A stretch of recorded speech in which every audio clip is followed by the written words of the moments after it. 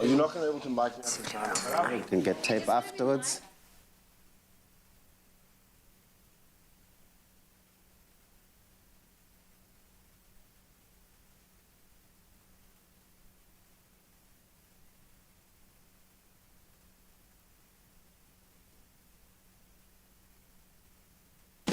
Step into the day with the dawn ringing in my ears. Oh, well, I tune into my TV show. No better way, I gotta get myself into gear. Let's go. Oh, and I feel good today with my wake up in the morning espresso. And I feel good today. It's my feel good breakfast show. Good morning. Hey, look at that. 1, 2, 3. Hey, yay. I know we are silly, but these sorts of things excite us, okay? You don't understand. It's so good to have the whole team here together again. Only Carl is missing this morning. I But the know. rest of the fans, But he's watching right now. I know that he sets his alarm clock every Carl. single I day. hope Hey, you're not, Carl. dude. I hope you're not watching right now and that you're still fast asleep in bed. But knowing you, you're a workaholic. I doubt it. In fact, I'm sure all of you are up and at 'em this morning. Time to brave a brand new day. Yes, this morning we are going to inspire you to be the best versions of yourself. So we're also going to be meeting parkour athlete Kundai Murapa, and he's going to show us how he has trained his body to climb, jump, and mount on various buildings like a spider. I'm gonna do that. Have you met this guy before? Have you seen him? He's insane. He looks like a freak. He is my goals, and I'm actually a little bit scared today because he's taking me on a training session as well. I don't know what to expect. Like, I'm actually nervous. He's like a real-life superhero. He is. He's He like might Spider-Man. even walk in here with a coke. Yeah. Not a coke, what? A cloak. Yeah. And possibly has something in his hand, drinking something. Either way, just like the meme that's going around on TikTok, parkour. That's what we're going to be shouting the whole morning. Parkour! Parkour! Parkour! This is what I have to deal with every single sorry. day, everybody. I'm That's so what it sorry. is. I've got one thing to say, Jamie. What? I'm so, parkour! What's going on over there? Good morning. Good morning. Oh, listen, a full house today. Is a full house. It's a brand new day. It's a Tuesday, and I'll tell you something about today is that it's the perfect kind of day to have a smile on your face. That's Honestly, that's what it's about. Thank you so much for joining us this morning. My name is Thabiso Makubela. And I'm Zoe Brown, and this is the moment where we get to connect with you on social media. So every morning we ask you a question, and today on Facebook, our question is, good morning, name one thing that has made you smile today. Tabzi, what's made you smile? When I walked in and I saw your face. Aw. I mean, come on. Aw. I'm only human. Who wouldn't? Who Aw. wouldn't smile? Well, So tell seeing us. you here this morning also made me smile. Oh, look at that. Beautiful. Well, let's hear from you. What's made you smile this morning? Or what are you most looking forward to today that's going to put a smile on that face? Hashtag Expresso Show. Time to get this show on the road. It's time for the news. Thank you so much, guys, and I'll start with those national news headlines. Eskom yesterday announced that stage 4 load shedding will be implemented until 5 a.m. on Friday morning. Thereafter, stage 2 load shedding will be implemented as previously communicated until 5 a.m. on Saturday.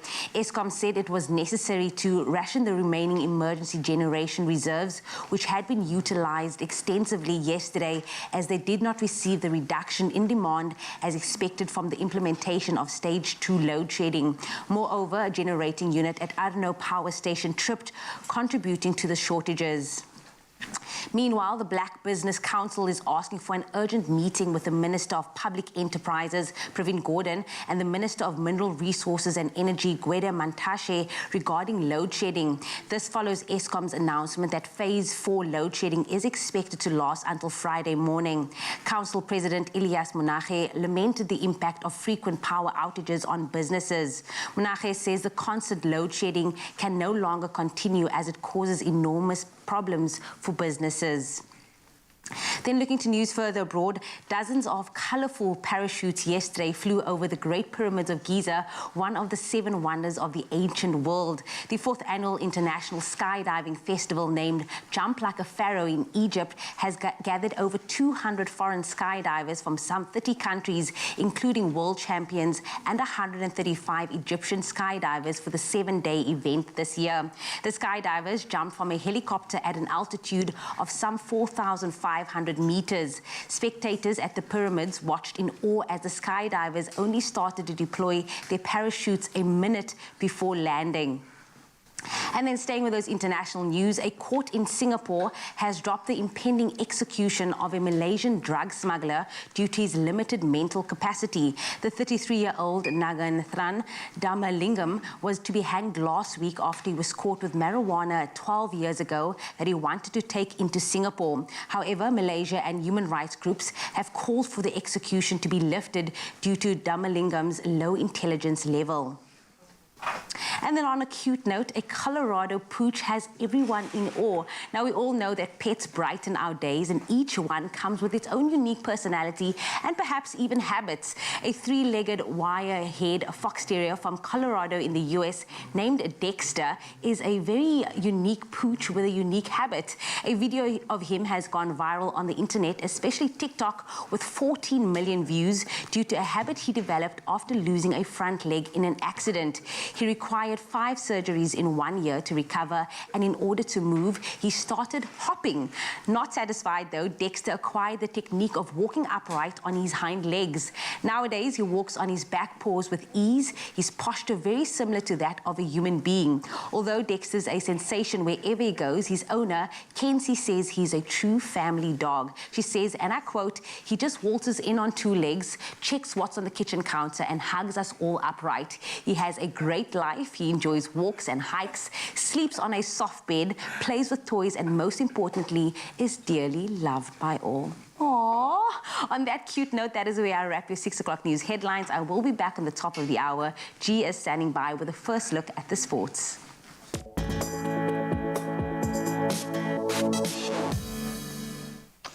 Oh, thank you so much, Jamie Lee. After that miraculous recovery, this kind of falls a little bit short, but let's bring you the sporting news, kicking off with rugby, and not the best news. Unfortunately, Springbok fullback Damian Willemse looks likely to miss Saturday's end-of-year test against Scotland. That was after suffering a concussion in the 23-18 win over Wales last weekend. Willemse went off as early as the 13th minute of the test after taking a heavy knock to his head and did not return to the field as he failed the head impact assessment. There is some good news on the horizon, though, as no other players were injured, and Sabun Corsi has now finally joined up with the team and is available for selection. And Corsi missing the first match in Cardiff due to issues with his passport and visa that have thankfully been resolved.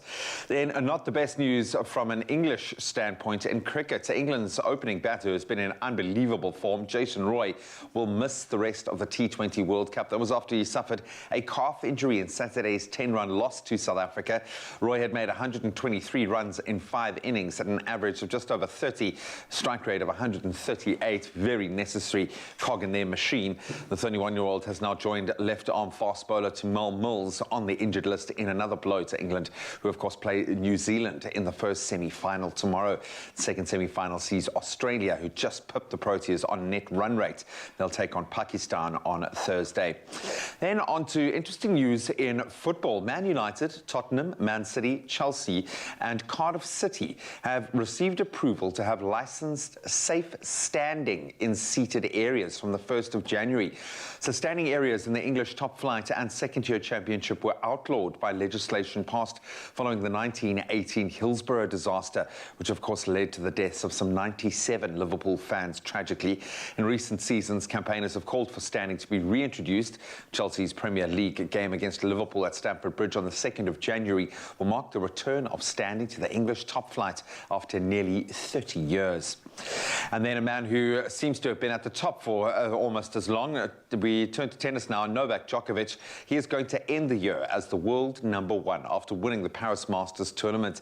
The Serb, who won 3 of the year's 4 Grand Slam tournaments, finishes the year top of the rankings for the 7th time. Incredible, overtaking Pete Sampras, who achieved the feat 6 times. Djokovic is more than 3,000 points ahead of US Open champion Daniil Medvedev after beating the Russian in Paris in that final on Sunday. The other big winner in the ATP rankings released yesterday was Alexander Zverev, who has equaled his career high ranking of 3rd, and one gets a feeling he's only getting started. Well, that's where we leave our sport for this hour. Let's get our first take on the weather, hopefully a global weather perspective, and then some of those temperatures you can expect here in SA.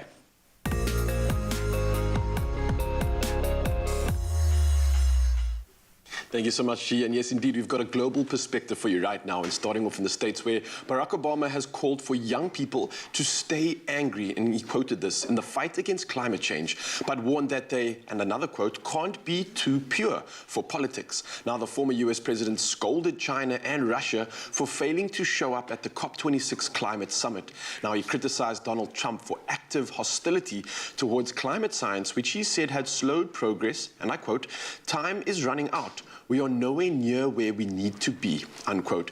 Now, he said this after speaking at the COP26 climate summit in Glasgow, Scotland, where Obama received a standing ovation at the end of his speech. Now, he called out nations for failing to meet the pledges they made at the 2015 Paris Agreement when he was in the White House. However, activists were quick to point out the pledges that were broken by his own administration, including the failure of developed countries to deliver a promised $100 billion a year in climate finance to poorer nations.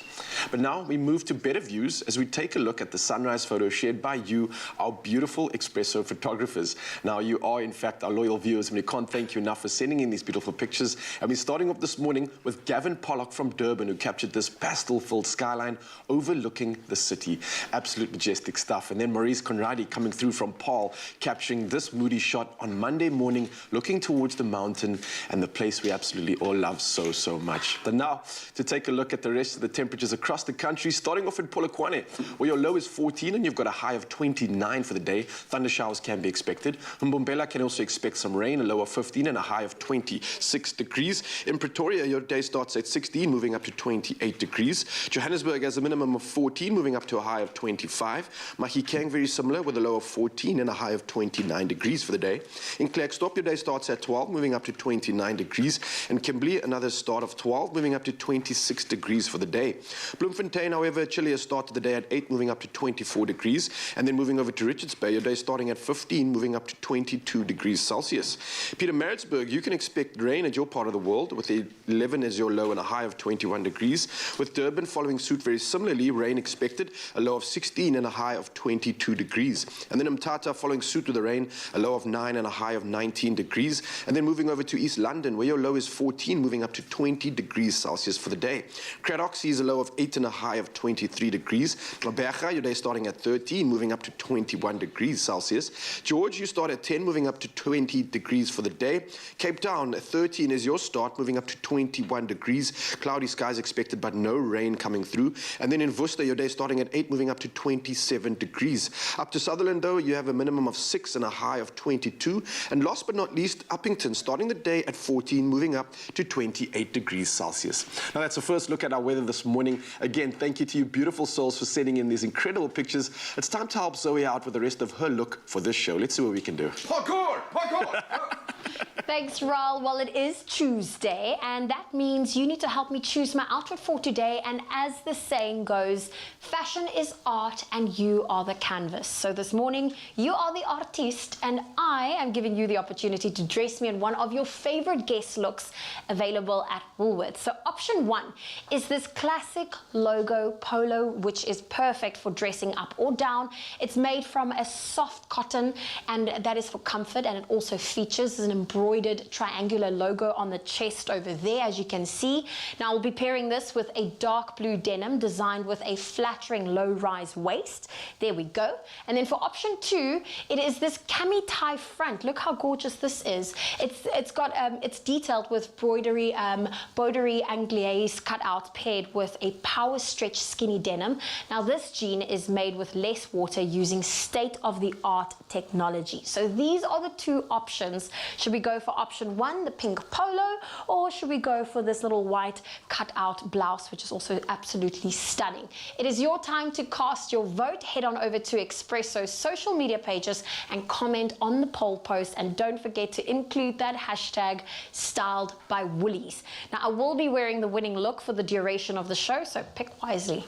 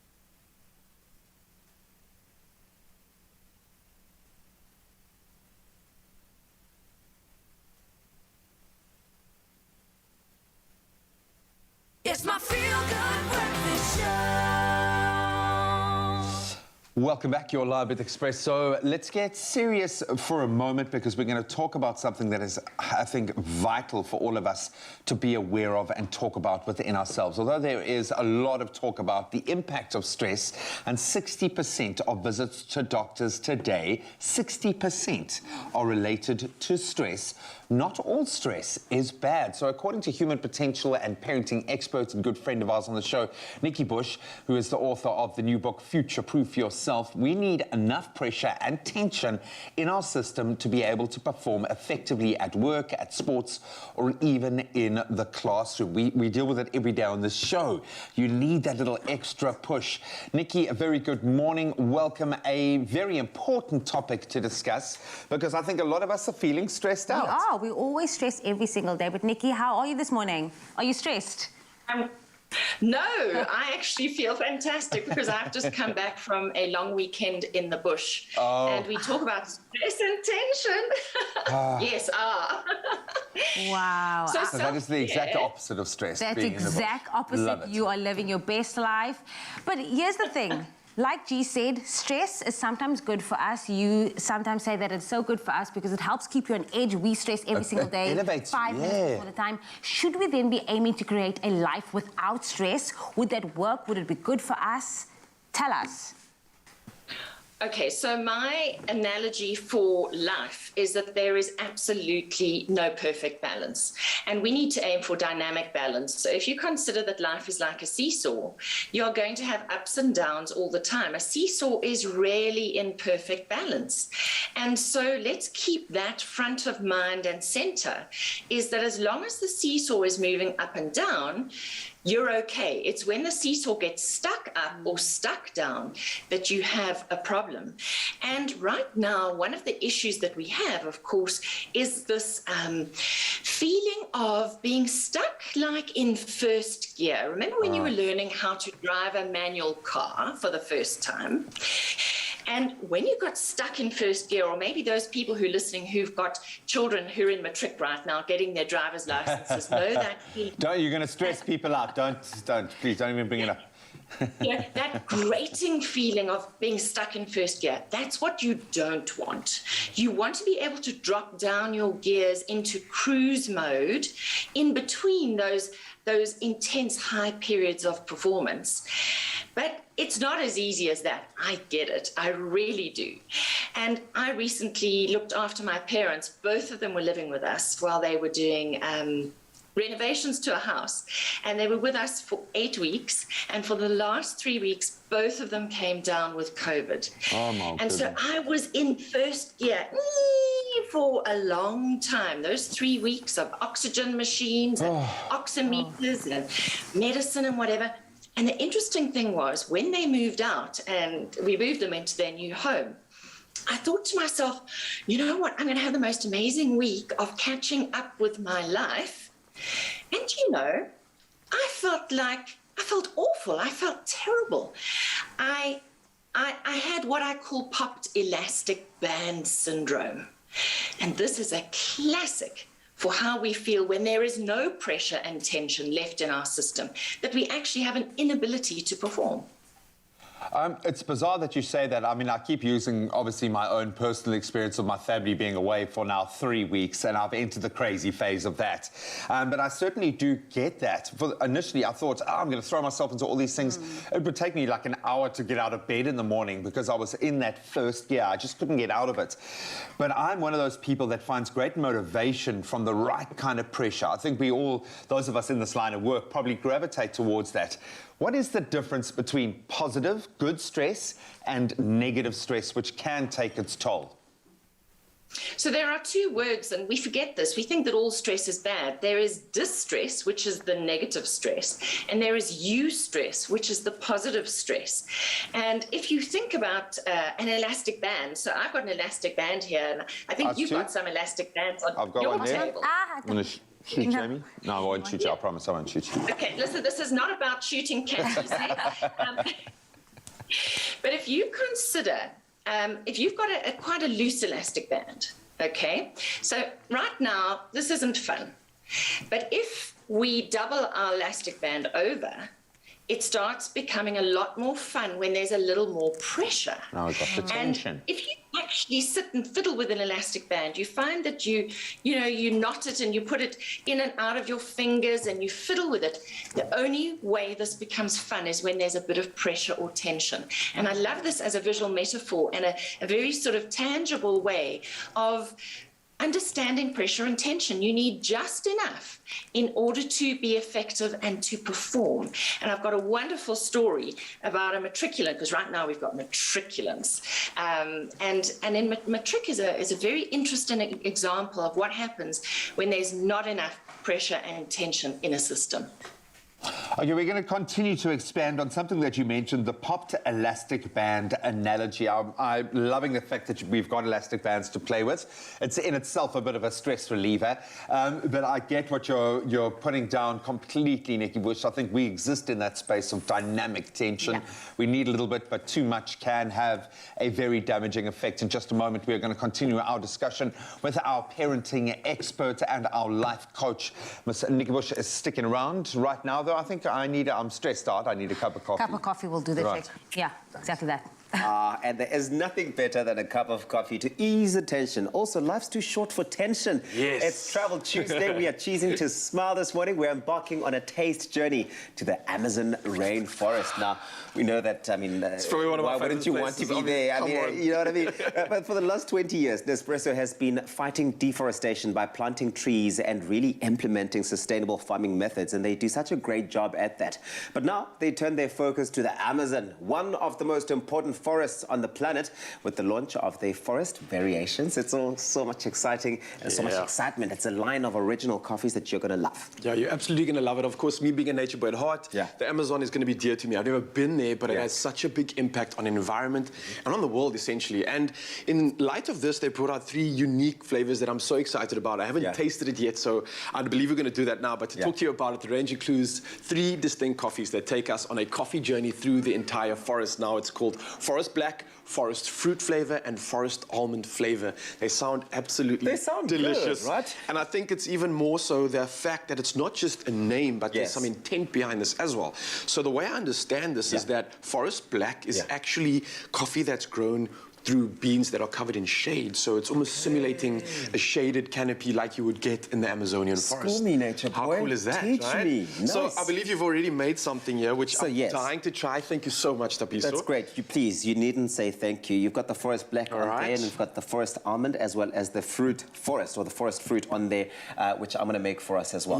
I want you to tell me what you're getting from the first sip. So there's a little bit of woodiness to this, and it's got some spicy notes at the same time. It's a good balance, but at the same time, I mean, it's warm. It's giving me that good feel, but I can definitely say a woodiness to it and a little bit of a spicy note that I've got to say. It just complements each other so well, and I can see where they're drawing those flavor profiles from when they talk about the shaded canopy. I do like that all of the flavors are really distinct, and you will pick that up as you go through the rest of them. So get on to the next one. Now that's the almond, Forest Almond. All right, the Forest Almond. This is what I'm really excited about. Smells good, right? Creamy nuttiness to it already in the smell. Let me taste this, though. You're right, you're right. Yes, nuttiness. It's more in the front of the tongue. I don't know if that's where the sweet profile is or not, or the sour wherever it hits you. But I'm definitely getting that. I'm definitely getting a nice vanilla and almond flavor to this as well. Pleasant aftertaste. I can imagine this to be paired with like a dessert or a cake even. King, you're onto something there. It's going to be good. And then now try this one. This one is my favorite one. Now this one. Never mind favorite. This is like one of my favorite segments. Getting served by Tapiso Makapela. It's not every day. What a treat. Enjoy it. So the last one we got here is the fruit. This is the forest fruit. And you can, I'm sure you can smell the fruitiness of it all, right? 100%. It's got more of a sweet profile to it as well. Those pastry notes, they come through. They come through. Oh, it's a sweetness to this. Yeah. There is a definite, I don't know, the balance for me is just, it's not as creamy, it's not as spicy, a little bit of acidity, but not too much. But the sweetness is what hits me. It's literally got the fruity punch. Tapiso Makapela. Wow, thank you very much. This is awesome. Any day, anytime. I'll let you in on a little secret. Tomorrow, Tumi will be in the kitchen to make a woodland cappuccino that you do not want to miss out on. It's all of this excitement ahead of the festive season. Enjoy. Cheers. Nespresso welcomes you to a house filled with delight, blooming with flavor and warmth. This festive season, select the perfect gifts for you and your loved ones. Gifts of the forest. Nespresso, what else?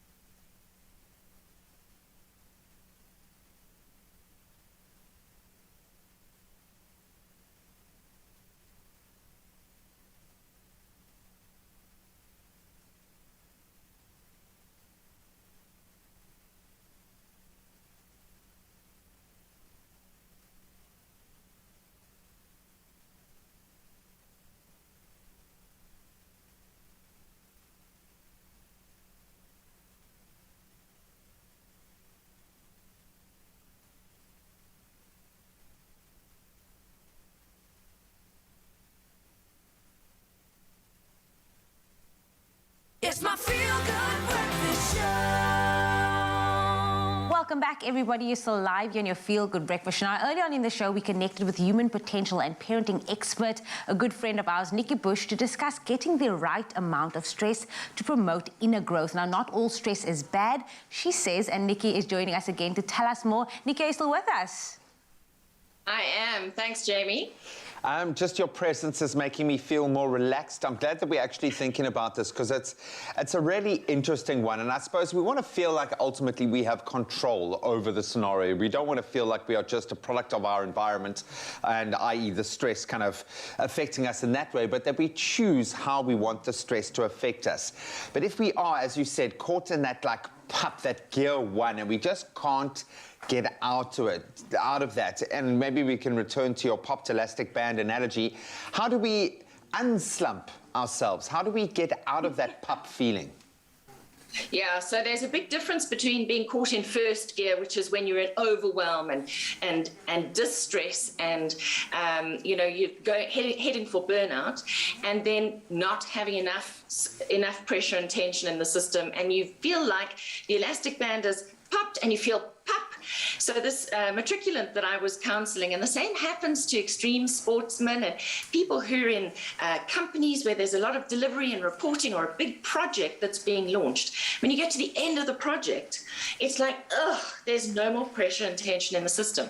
So this lovely story of this matriculant who came to see me because her marks dropped 20% in her prelims, and she was no longer in the running to get into the university course she wanted to do. And she'd actually been an extreme sportswoman and had gone off to the Junior World Olympic Rowing Championships just before prelims. Wow. So imagine, these matriculants who are in first rugby teams and who are maybe top ballerinas and spend time on the stage. They're busy 5, 6, 7 days a week. And then you're in a situation suddenly before matric exams, prelims or finals, where you don't have all of that pressure and tension that you used to. You don't have the team to report to. You don't have the nutritionist, the coach, the fitness coach, the audience. And suddenly there's not enough pressure and tension in that system. So I had to sit with her and I gave her this elastic band. And she worked out very quickly that she didn't have enough pressure and tension in her system. So she was swanning around watching TV and wasting time, which is why she wasn't studying and there was not enough pressure and tension. We even added into her her weekly routine. In the middle of matric exam, she started coaching rhythmic gymnastics. She was doing ergo fitness sessions just by choice to add in pressure. So, you know, we talk about having a list, a to-do list. When there's nothing to do, there's no pressure or tension, and we need that. I've just had that for the weekend. 4 days of writing no lists was fantastic. But I do have a list for today already. I've got 20 things on my list. I know I won't do them all, but having a list that gives you some direction, some focus, and an expectation to achieve and finish certain things really does work. So we have to, and this is my success cube, we can discuss this another time, but your skills are important. Your work rate is important. So work rate is very much connected to getting the pressure and tension right. And of course, your attitude underpins everything. I think the bottom line here we can take away is not all stress is bad. But of course, Nikki, where can our viewers find out more about how to build their resilience muscle, as you call it?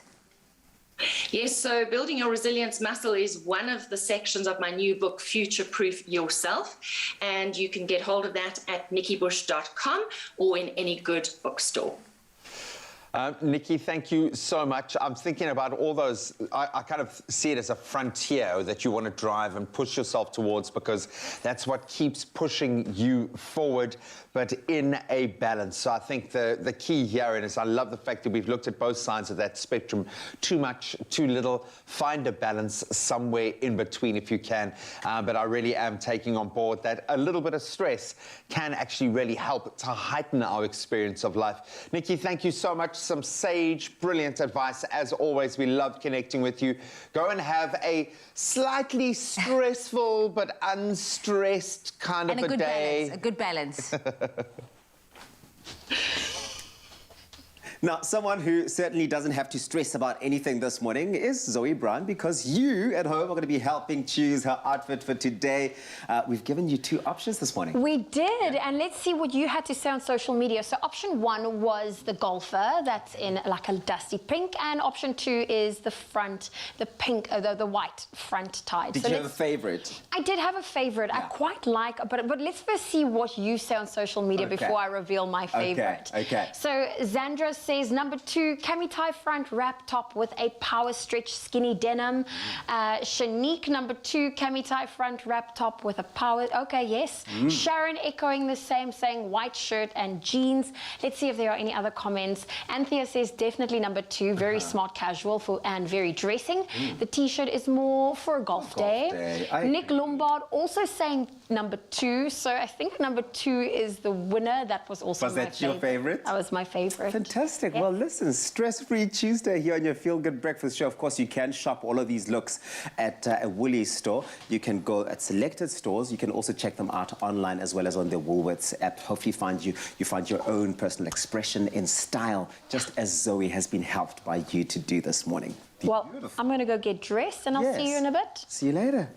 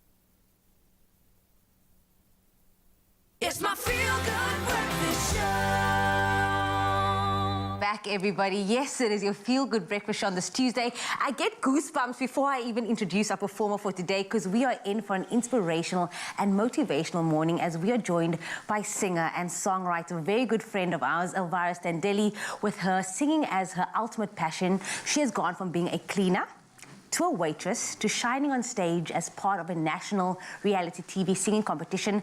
She has just released her latest single, Emmanuel, God met ons, written by songwriter, pastor and MC Leo Dos Santos, and they're both joining us this morning to share more. Please, can we give him a feel-good welcome, everybody?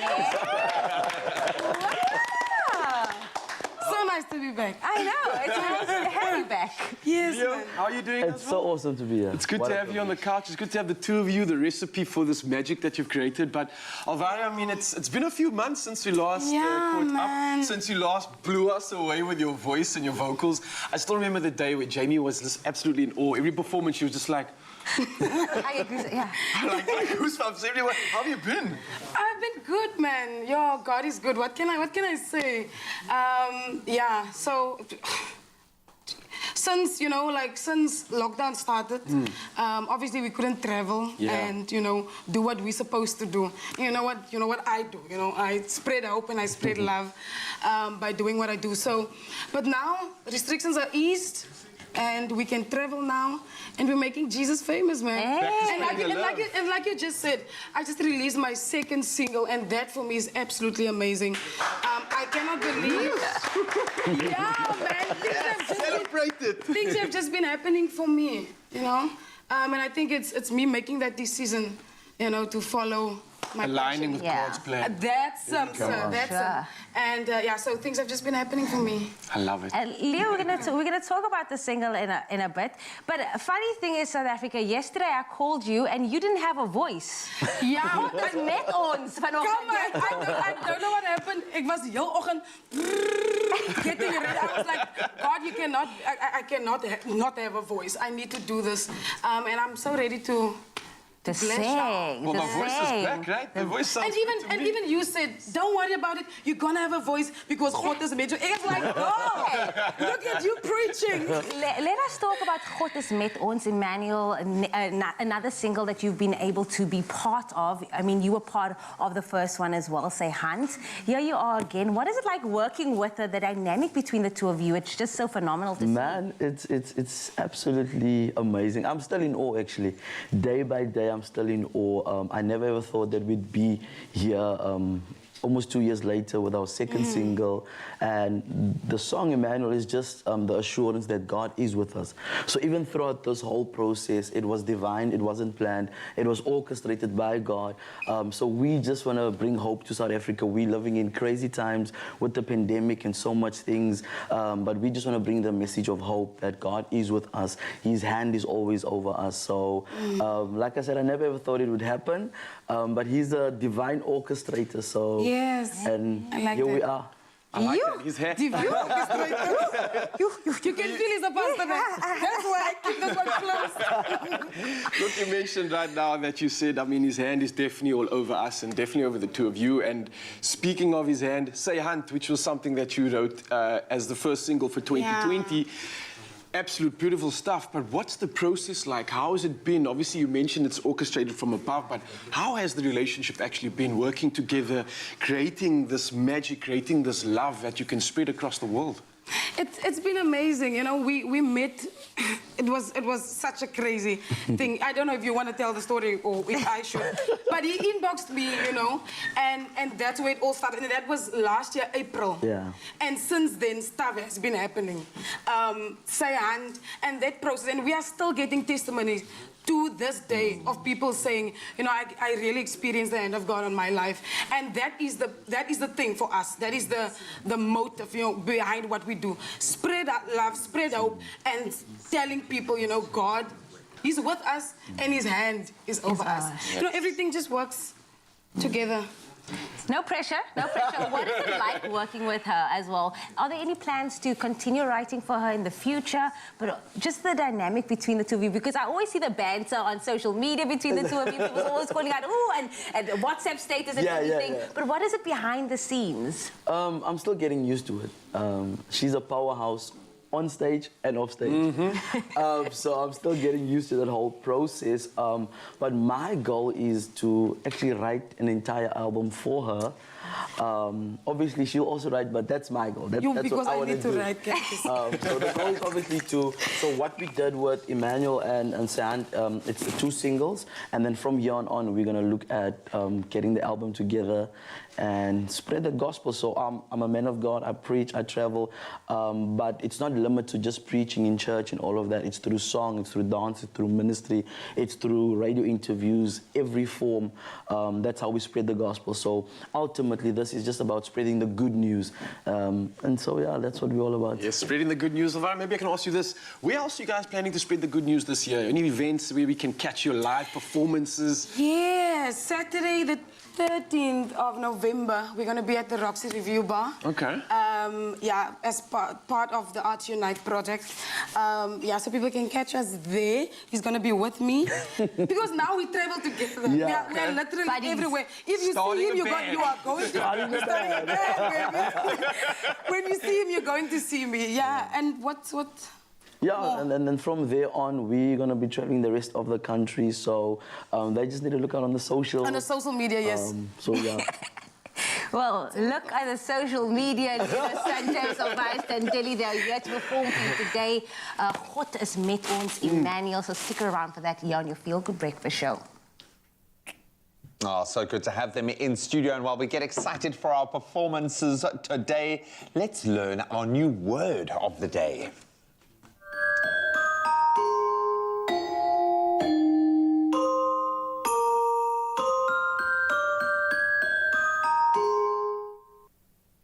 Oh yes, let's learn a brand new word today. Now, this year, Cadbury Dairy Milk is creating the perfect pairing of its delicious festive range with enchanting storytelling, which we absolutely love. Yeah. Once again, really do, they're going an extra mile to offer South Africans the opportunity to give the greatest gift of all, the gift of reading. Honestly, Yes. it is so important. So why not be a part of it, that change? Just one word, one translation, one page at a time.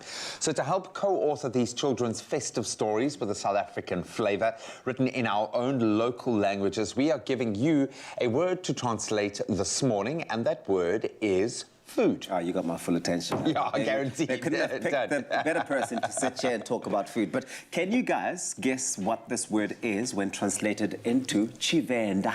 I cannot, so let's find out. Food. Food in Tshivenda is zwiliwa. Zwiliwa. Correct. Am I saying it right? Correct. Zwiliwa. I'm impressed. That's beautiful. You see, you've learned a brand new word today, and I'm sure that now every Zwiliwa. time you go out to a restaurant, you're going to say, "Hi, can I have the Zwiliwa menu, please?" Zwiliwa. Zwiliwa. I'm just going to like a Zwiliwa. Zwiliwa. That's it. I Now, love that. Gift your words this festive season and help co-author that festive-themed story to be added to the Cadbury Dairy Milk in our own words library, so that all the children in our country can enjoy wondrous stories of the most wonderful season. And you can help out by starting by visiting cadbury.co.za and then follow at Cadbury Dairy Milk SA on Facebook or at Cadbury_SA on Twitter and Instagram to simply start translating your words today. But now it's time to whip up some Zwiliwa. Yes.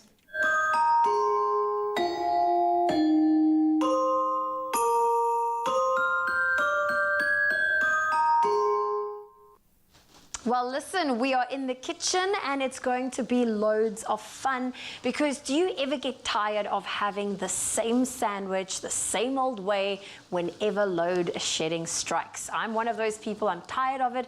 So why not try a little something but more refreshing and healthier with our cucumber spring rolls? Not only are they the best thing since sliced bread, they also require absolutely no cooking.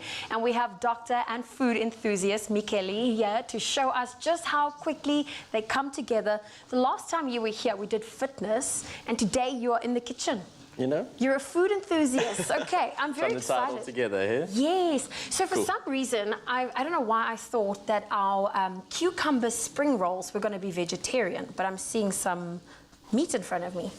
Well, I guess health and fitness, protein is a big part of your daily requirements. So yeah, I mean, you could absolutely do this as a vegetarian option. You could replace the chicken with avocado. So yeah, I mean, I guess this is so versatile, and the idea is that it doesn't require any energy because, you know, we don't have much of that at the moment. True, it's quite limited at the moment. And you Yeah. know what's quite nice is this is such a nice, like, it looks fancy. I mean, Absolutely. we do have a finished product. We're about to make it. But it's fancy. It strikes, like, it will impress your guests if you have a few people over. But let's get started. So Cool. you're going to make the spring roll thing. Yeah, so I mean, this is super easy. What I'm going to ask you to do is if you can just, so it's obviously julienne some vegetables, nice thinly sliced vegetables. You could use any vegetable here. Okay. We've got some beautiful peppers. And then if you can just cut those in half, what I'm going to do is just take the cucumber. We always discard the first few, just because they're a little bit too thin. Because you want to get a nice little base. You want the entirety of the cucumber in there. There's something about peppers. I just love the colors that we have. I mean, I'm quite boring whenever I go shop and buy my veggies. It's always a green pepper. Yeah. So whenever I get to work with colorful peppers, I'm like, I need to buy more peppers. Yeah, they are, and I think I don't know if they're seasonal, but they're beautiful at the moment. Yes, they are. So let's try. I think we've got a good, not yet. Okay. Well, I've got some peppers chopped here for you. I'm going to slice up some chicken for us. All right, so let's see. This one is also quite thin. So what you can do is you can cut the cucumber in half and start slicing from the middle. That gives you a nice sort of finished Good product. base to work with. Okay, cool. So we got it. So then we need some mayo. And of course, today we are using our Clover Classic Tangy Mayonnaise. Now, it comes in 3 different levels. We are using the mild level 1 of tanginess. Perfect. Okay, cool. So this is a good one. Oh, that's a good one. See? There it is, replacing bread. What you want to do is just get it on here. Not too much. Obviously, you don't want it to come out the sides. No. Nice, easy spread. And if you, I think the only tip here is that you need to get it all the way to the end. Okay. Because it's kind of the glue that ties it all together. All right, then you just take, I like to do all 3. Let's do it. I love how this is like, it's so easy, like the fact that you don't need electricity and this is not a boring meal. This is actually so delicious. And it looks pretty, like, beautiful as It well. does. You can impress people. It looks like you've been working for hours. I mean, that's the point, I guess. And you just give it a You delicate literally roll. just roll it up. Okay, I see what you're doing there. So Our easy. Clover Classic Mayonnaise is the glue that's going to hold it all together. Right, and that's that, eh? Look at that. We did promise you something quick and easy. Tell me, where did your love for food start? Yes, I mean, I've been cooking for the last 5 years. Obviously, trying to keep it healthy and exciting is always what I say. I think that people have this misconception that healthy food has to be super boring. So when I started getting into fitness, I started cooking for myself. And obviously, coming from a medical background, it's always been like how to tie nutrient-dense food into like an interesting cooking experience. Okay. So yeah, I mean, it's been a big part of my life for a long time. It's been a big journey. Okay, I feel like I need to try my hand at I think this, so. if you don't Do you want mind. to do the... I'm going to try with the I will be your cucumber. sous chef. I will chop more things for you. Yes, please. Please go ahead. Chop some more of these guys. So I always say, if I can make something, it is foolproof. So there we go. I've got my cucumber base. Cool. We're going to start off with our tangy mayonnaise, Clover Classic. Just put it a little bit there. Yeah, and I mean, they're so nice. You can see, like, the final product is so beautiful. And it's actually so fun to make. And a nice, like, party food as well, I guess, if you want to entertain, because it's such an easy thing to eat. It is an easy and thing. You can make it beforehand, which also really helps. Okay, we're going to be very generous. Generous with the chicken. There we go. And then give it a little bit of a... So I have to be honest, when I saw the chicken there and it has a bit of an orange colour to it, or finish, I thought it was trout. Yeah. And I had to be very careful to say not fish, but chicken. I have made that mistake before. Yeah, and smoked chicken is such a versatile thing as well. Beautiful. Oh, should we make a few? Should we plate? I've plated that one and it fell over, but we've got some finished ones. I think we need to get some of the boys in here, Michaeli, to come and taste. So, G-Man, are you ready to come and have some breakfast?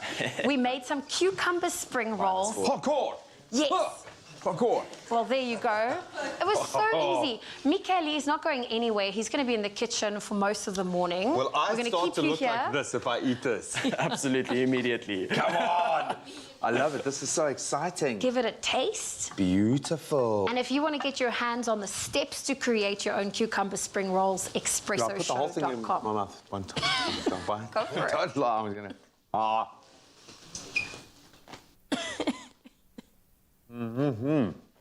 You just need to Thumbs use up? expression. That was not a TV bite. Okay. G-Man approves.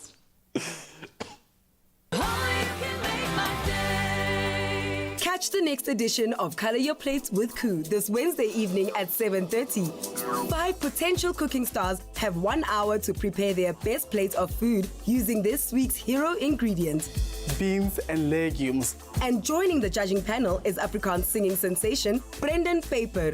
Wurmbiltonkie. Ja, soos 'n wurmbiltonkie. Bitter lekker. Heerlik. Who will be Mzansi's next cooking star on Color Your Plates with Koo? Wednesdays at 7:30 on SABC2.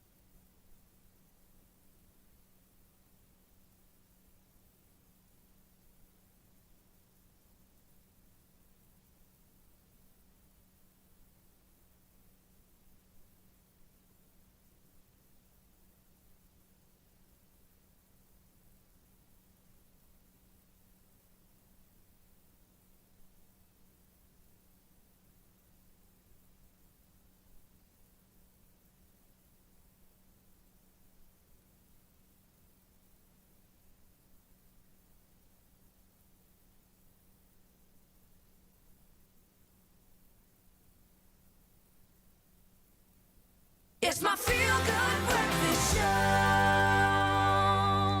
Parkour. You can't wait, eh? That's the best sport in the world. I love it. So here's the good news. We are going to enhance your lifestyle. Unlock Red this summer with Vodacom Red's plans and some amazing Black Friday deals. Yes, it's upon us. With up to get the 70% off smartphones, laptops, fiber, and a whole lot more every weekend this entire, we're going to call it Black November. It should be Black November, and I love that it's a week, in fact, a month of deals leading up to one day.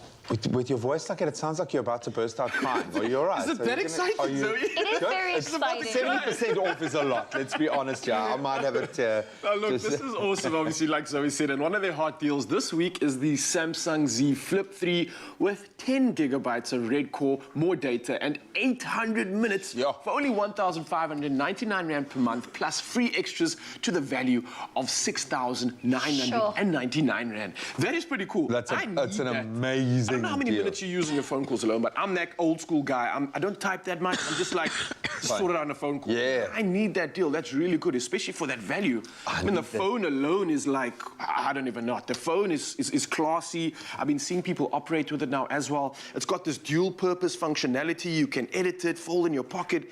It is the future, man. It works with skinny jeans. That's all you need to say. It's small enough to fold up. The Z Flip, you can squeeze it into like a nice little, what do you call it, clutch purse? Into your skinny jeans. Keep it fancy. It's ideal. Then you open it up and it's a whole new world. You've got extra unbelievable angles. I love the front-facing camera, the fact that that is so powerful at the moment. Absolutely. You are crying now. She is crying. It is. It's an amazing deal. It really is. We're going to hook you up. Don't worry. We'll try to figure it out. We'll try, man. It's also the world's first water-resistant flippable phone as well, which is crazy, and it is so strong. That means we can take it on adventures too. We can take it when we go. Parkour! What is not to love? Now, to kick things off this summer, Vodacom's giving away 10 gigs of data each week for the month of November. I cannot wait for this. This is so awesome. I'm glad you said data, not data. Data and data. It's always, you know, I'm it's a little South bit of a African, debate. okay? There we go. I'm not from the pack. From the park. You parkour. All you got to do is, and if you want to, obviously get in on the action here, is reply to the competition post on Facebook, Twitter, or Instagram, and tell us how winning 10 gigs of Vodacom data or data can help you unlock your summer. That's right, and don't forget to use the hashtag Vodacom Black Friday. Now, the competition will close on Thursday, the 11th of November at 10 a.m. So make sure you get those T's and C's. They can be found on our website. That is expressoshow.com. Can I just say, I'm so jealous that you guys got to play with those amazing Samsung phones in studio. Yeah, it was a lot of fun. It's not actually that fun because then you realize like you don't have one. Yeah, you got to give it back. It makes it worse. That was fleeting. They were amazing, and I think ultimately what Vodacom Red is all about here, it's about finding the right plan, the right device, maybe the right laptop to fit your lifestyle. So go and check out the deals, and of course keep them glued right here. That competition closing on the 11th of November. Okay, well, Mzani, we have some news for you. Vodacom every weekend this November with up to 70% off smartphones, laptops, fiber and more. Don't miss out. Further together, Vodacom.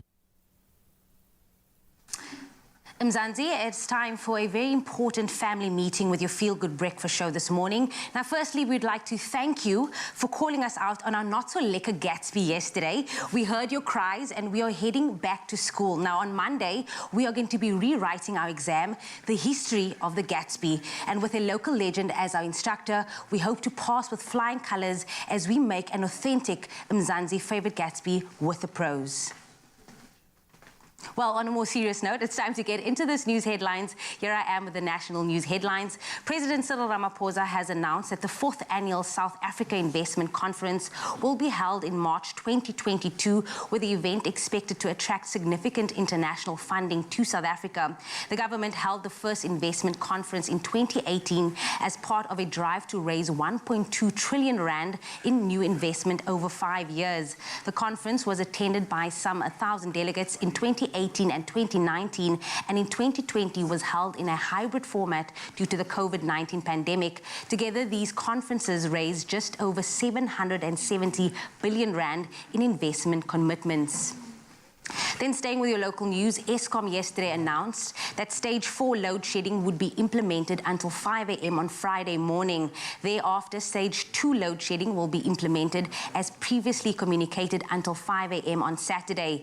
Eskom said it was necessary to ration the remaining emergency generation reserves, which had been utilized extensively yesterday, as they did not receive the reduction in demand as expected from the implementation of stage 2 load shedding.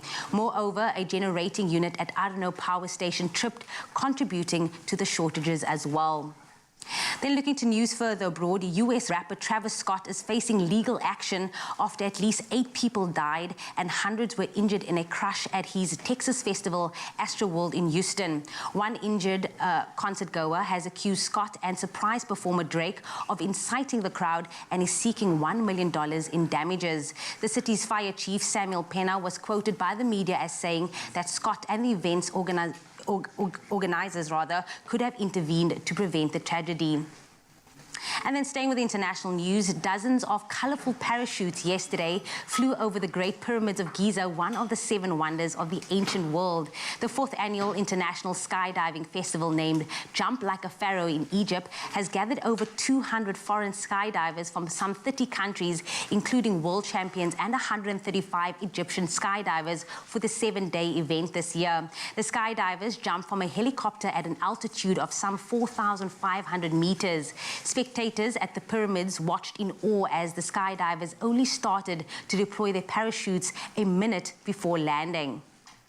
And then finally, another amazing doggy story. Last week, we told our viewers how the citizens of Istanbul care for the city's some 125,000 stray street cats, and they are kind to them, feed them regularly, build shelters for them. In fact, residents of Istanbul always have time to stop and stroke a stray cat. Today, however, we have news of an adventurous street dog that has taken the Turkish capital and the internet by storm. Boji is a big, bouncy, beautiful boy who has learned how to navigate Istanbul's vast public transportation network, sometimes traveling up to 30 kilometers a day using the city's subway, ferries, trains, and even trams. Incredible as it may sound, Boji always knows where to go, knows where to get off, and like Aylin Errol of Metro Istanbul says, it's like he has a purpose. Passengers frequently pose for pictures with Boji, posting him across all social media platforms. Instagram and Twitter accounts bearing his name and pictures have acquired more than 70,000 followers each, and well, it's a dog's life, you know. And on that note, that is where I wrap your 7 o'clock news headlines. G is standing by with another look at the sports.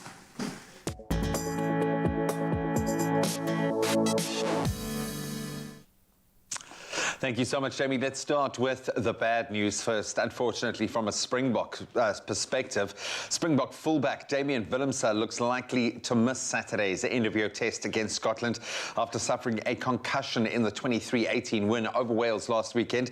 Willemse went off in the 13th minute of the test after taking a heavy knock to his head and then ultimately didn't return to the field as he failed the head impact assessment.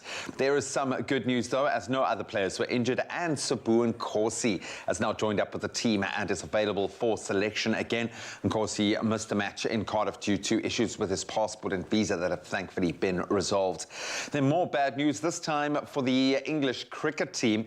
England's opening batter, who's been in sublime form throughout the tournament, Jason Roy, will now miss the rest of the T20 World Cup. That was after he suffered a calf injury in Saturday's 10-run loss to South Africa. Roy had made 123 runs in 5 innings at an average of just over 30 and a strike rate of 138. The 31-year-old has now joined left-arm fast bowler Tamal Mills on that injury list in another blow to England, who play New Zealand in the first semi-final tomorrow. The second semi-final sees Australia, who just pipped the Proteas on net run rate, take on Pakistan on Thursday. Now, interesting news in the world of football. Man United, Tottenham, Man City, Chelsea and Cardiff City have all received approval to have licensed safe standing in seated areas, and that's from the 1st of January next year. Standing areas in the English top flight and second-tier championship were outlawed by legislation passed following the tragic 1989 Middlesbrough disaster, which led to the deaths of 97 Liverpool fans. In recent seasons, campaigners have called for standing to be reintroduced, and Chelsea's Premier League game against Liverpool at Stamford Bridge on the 2nd of January will mark the return officially of standing to the English top flight after nearly 30 years. Now, making his own incredible run at the moment, Novak Djokovic will end the year as world #1 again. That was after winning the Paris Masters tournament. Now, the Serb, who won 3 of this year's 4 Grand Slam tournaments, finishes the year top of the rankings for the 7th time, now overtaking Pete Sampras, who achieved the feat 6 times. Djokovic is now more than 3,000 points ahead of US Open champion Daniil Medvedev. That was after beating the Russian in Paris in that final on Sunday. The other big winner in the ATP rankings released yesterday was Alex Zverev, who has equalized his career-high rankings of 3rd. Well, that's where we leave our sporting headlines for this hour. We'll touch on them again at 8 o'clock. Right now, though, let's get a global weather perspective and see what the temperatures have in store for us here in SA.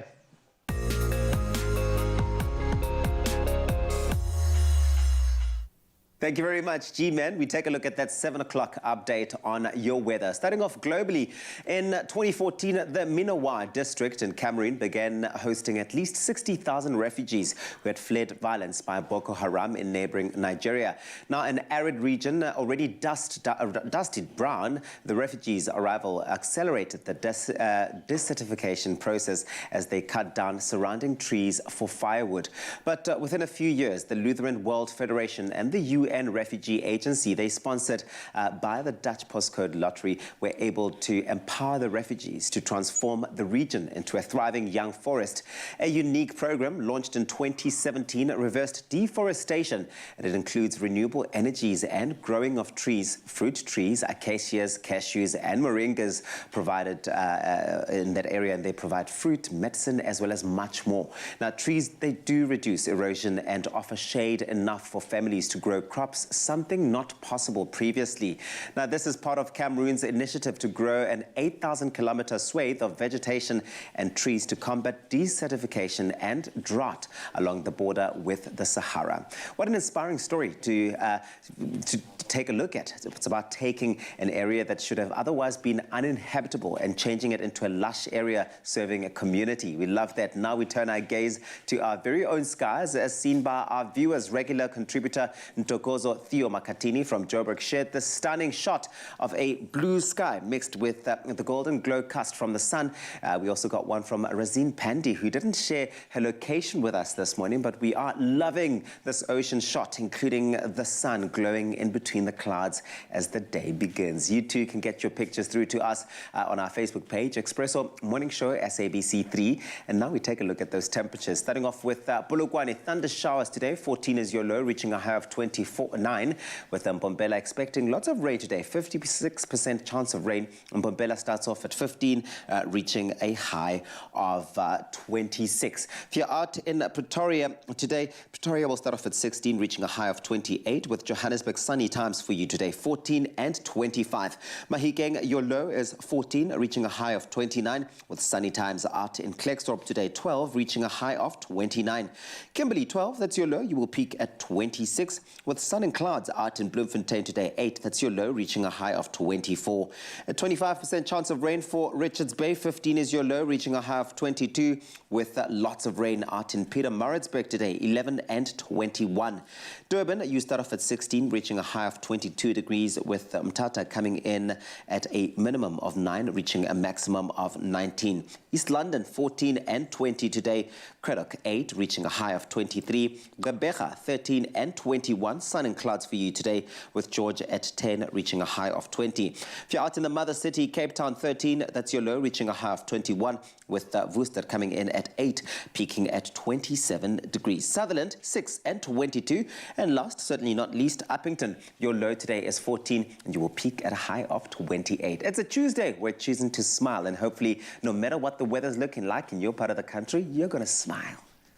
Yeah, you're definitely going to smile because we're choosing to spend it with you, Mzansi. And look who we got in the building, of course. Coming up in just a bit, you need to not go anywhere because the Dr. Nzagi himself is going to be taking us through a beautiful pita recipe that you do not absolutely want to miss. And on top of that, Alvira Standili is standing by to perform one of her specials and light up the studio. So, of course, Mzansi, don't go anywhere. We'll see you just around there.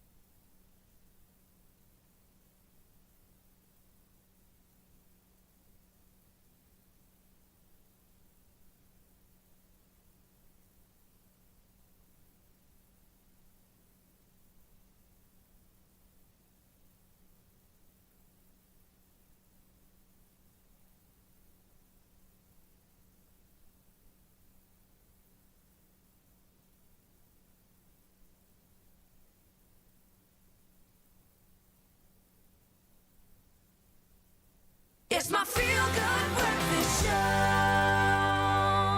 Welcome back, everybody. Yes, it is your feel-good breakfast show on S3. We know it already. Our electricity is on, it's off. Dinner by candlelight isn't just a romantic meal anymore, but we've got the perfect healthy summer meal that you can put together in a flash when the lights do go out. Delicious Mediterranean veggie pitas, and the good doctor's here to show us how. And apparently you're going to be putting me through the work today because you are just making the dressing and I am going to be stuffing the pitas. Yes. So, I had to call you out. No, I think the dressing is actually harder. Is it? Okay, we'll see. But we'll see. Okay, cool. So, I mean, let's start assembling. It's pretty easy. You can just cut these in half. I would go the other way. Okay, yeah. in the other half. In the other half, in the other plane. And then what you can do is you can open them up. So we've got a beautiful assortment of nice vegetarian options here. And we were just saying earlier, you can really just stuff these with anything that you like that's healthy and fresh and doesn't need to be cooked. Where's the chicken breast that you and Zoe were using? We can use that as well, pop it in over here. If you want, you can pop that in there as well. So what you're going to do is we have some beautiful hummus. What I like to do is on the bottom half of the pita. I'm still trying to... Again, I did say that this is pitas for dummies, but I think this is such a great idea if you have kids over or the family over, build your own pita. Okay, so we're going to take the hummus. Some of the hummus and just spread it on the bottom. Okay.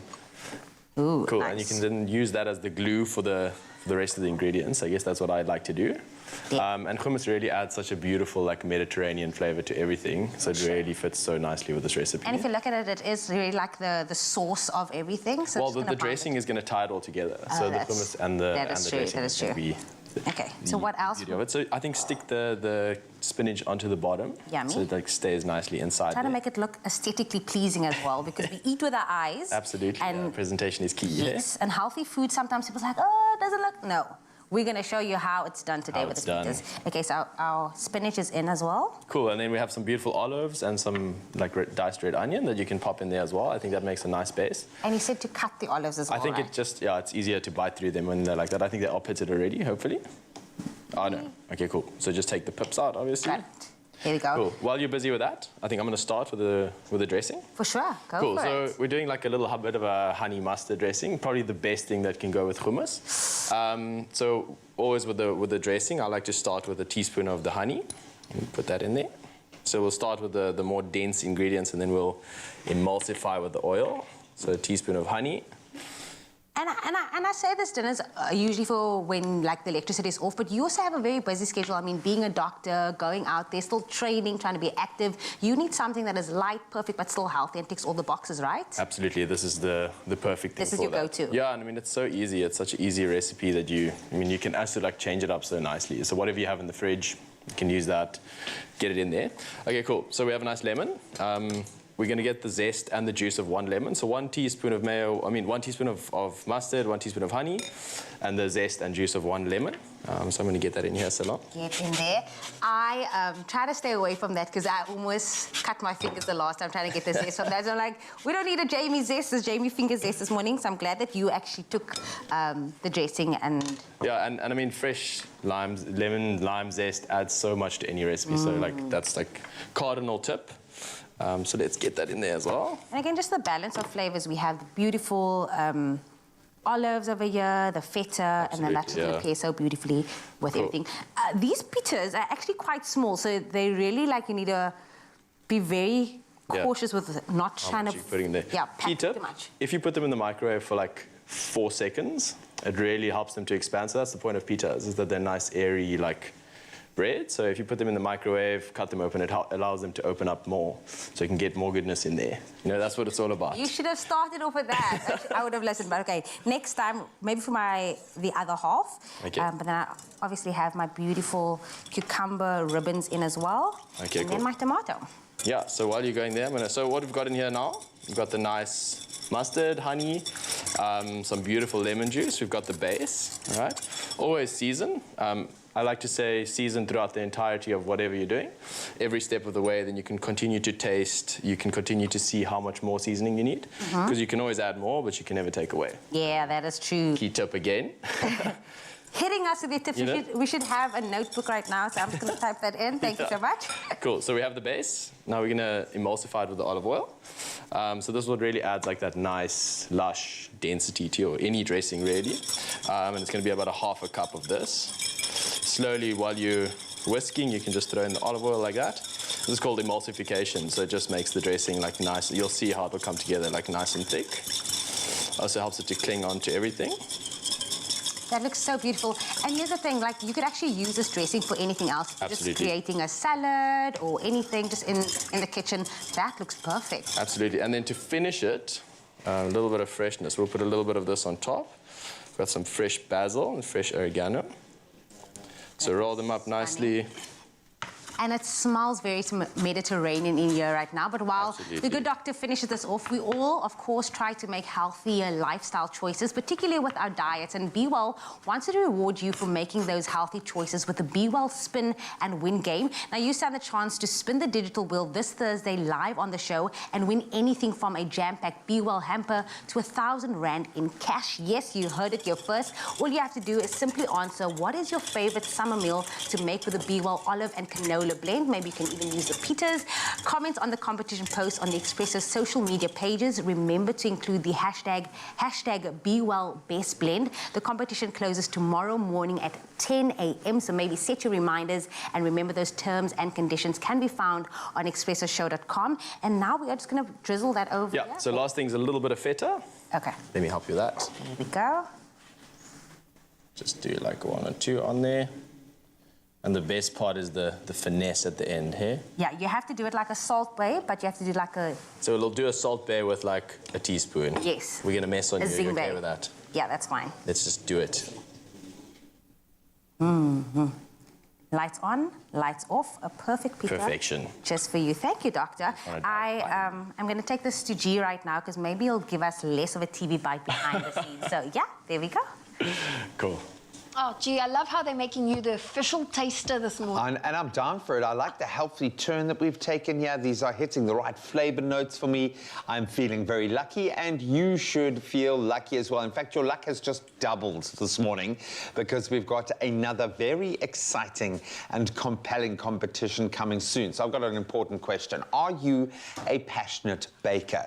Do you love to bake with your kids? Well, then Expresso has the perfect opportunity for you this coming holiday season. That's right. Golden Cloud and Beacon Treats are on the search for SA's best baking duo, and it's all happening right here on your Feel Good Breakfast show. Do you have any baking stories that you're fond of? Yeah, well, for me, I've started baking, like everyone during lockdown, but Jack and I started baking things because, like, we could get nothing else for birthdays. So, like, for Mother's Day and for Mommy's birthday and things, we would make brownies, and I absolutely love it. That is... And I think we make quite a potent team in the kitchen now. I made a boo-boo. I made one of these cakes where it was a coffee cake, and it said add a cup of coffee. I didn't know you had to make the coffee and then add it. I put a whole cup of coffee. Oh, my word. Yeah, and you're tweaking after you eat your cake. I absolutely love it. Well, maybe you are a little bit more adept than we are, whether you love to bake with your child, with your grandchild, with a nephew, a niece, even if it's with your partner. If you think you have what it takes to make a winning pair, then keep your eyes firmly glued to your TV screens this coming Friday. That's the 12th of November for the official launch and all the details. That's right, and all of the details will be revealed soon, so dust off those oven mitts, get your apron ready, and let's create together. We're going to be making some magic in the kitchen. We, in fact, will continue the healthy treats, more amazing performances, a whole lot more coming your way. Don't stray too far.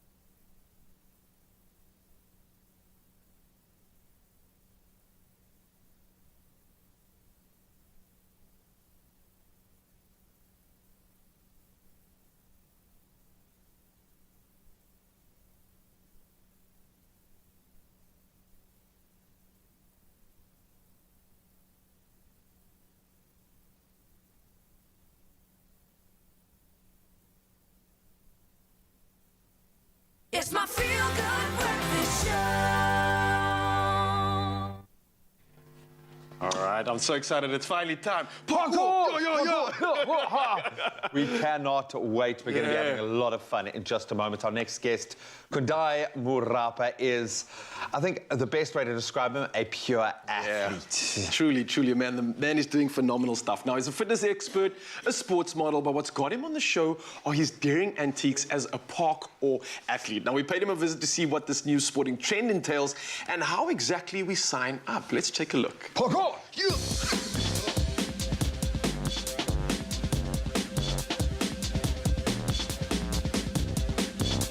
My name is Kundai Murapa, aka Kenji, and today I'm going to take you through a day in the life of a parkour athlete. So before we get into any action, you want to warm up first. That's going to be your first line of defense, and that's going to prepare you for the actual action. So we warm up our joints, get our cardio up, get our head in the game, into that flow state, and get ready. In its essence, what parkour is, it's a movement-based discipline where you're learning how to navigate your environment using the natural biomechanics that most people are endowed with in the most efficient and creative way possible. So the first portion of this line is called the strides. We stride, which means step with one foot, step with another foot. And that's a way for you to develop continuous motion while also tackling huge gaps and then chaining it into another move, say a vault or a flip, or just continuous strides. You can stride for days as long as you have the endurance for it.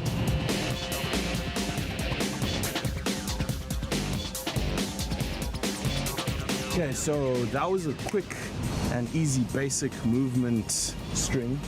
We got our strides to a precision to a dive Kong, and then we rounded off with a side flip into a wall flip.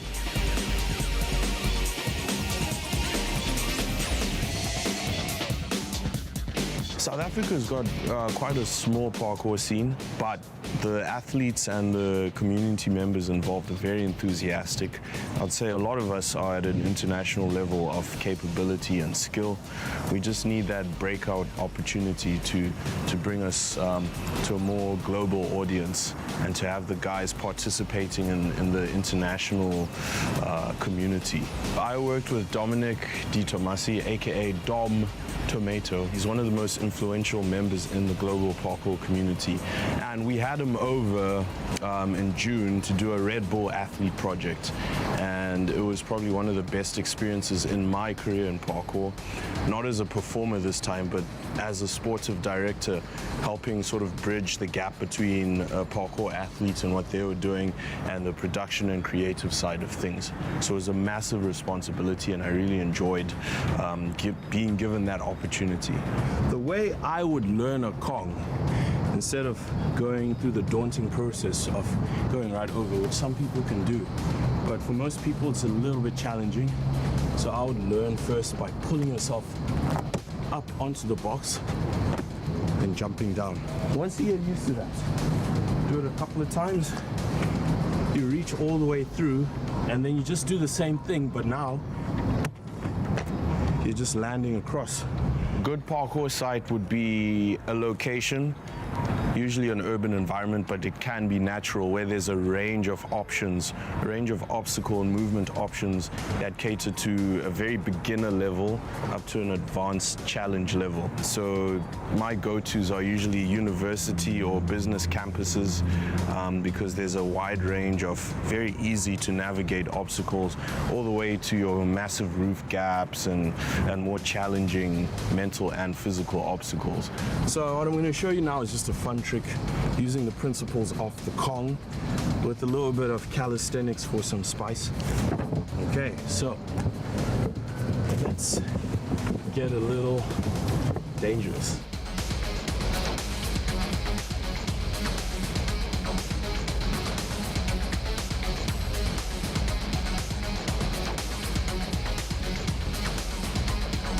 And that, ladies and gentlemen, is a double Kong press. Yo. Wow. Yo. Parkour. Oh. I thought I was strong. I thought I was nimble. But that's like the ultimate in functional fitness. Yeah, eh? truly, man. He's using every part of his body at speed, conditioning power, you name it. My thing is like, have you seen other guys doing those flips and he's like landing on his ankles? I don't know how he doesn't break it or twist it or do something Clearly crazy. he gets a little help from someone. No, we absolutely love it. Kundai is going to be joining us in just a moment. But right now, let us focus on the health of those ankles.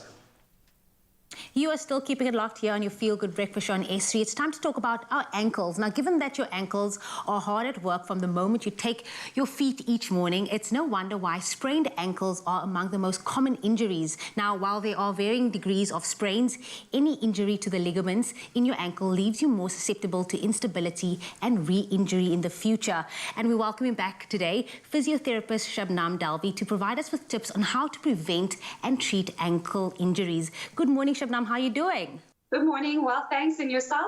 I'm good. You know, so funny that we're speaking about this. I have one friend that every single weekend we go out in the mountain, we're on a hike, he always comes back with a sprained ankle or a broken ankle. So maybe you can help him. What are some of the most common ankle injuries? And maybe talk us through some of the common causes as well.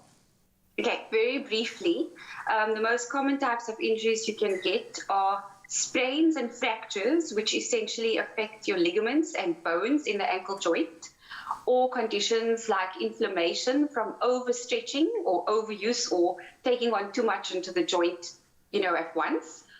Also, if you have micro tears from trauma, it can lead to smaller tears, lead to bigger ones, or eventually to a complete rupture where the ligament actually comes off. Strains, on the other hand, affect muscles and tendons, and those can also occur due to overuse or trauma, or even sudden force, like an unexpected movement to the ankle joint.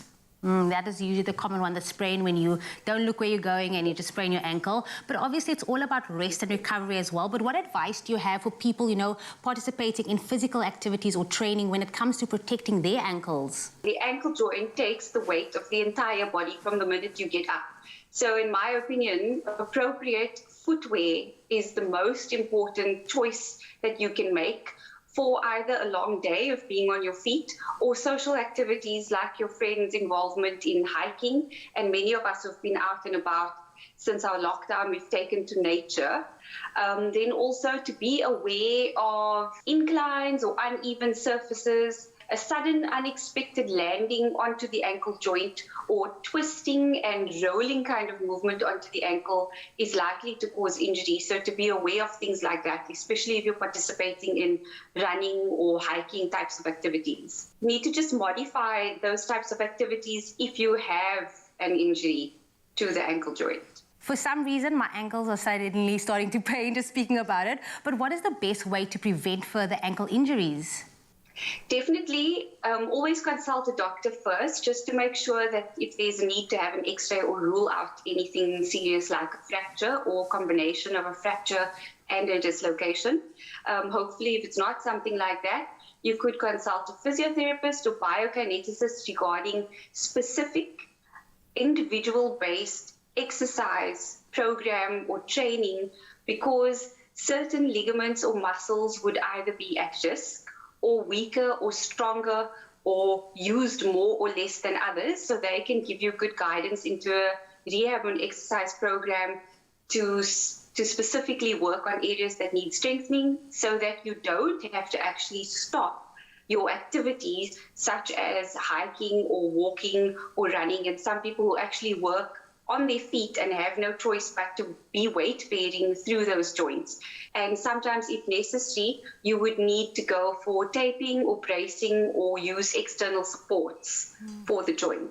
I mean, in an ideal world, we could all just sit back, relax, keep our feet up all the time and never have to injure our ankles. But what is the best way to prevent further ankle injury?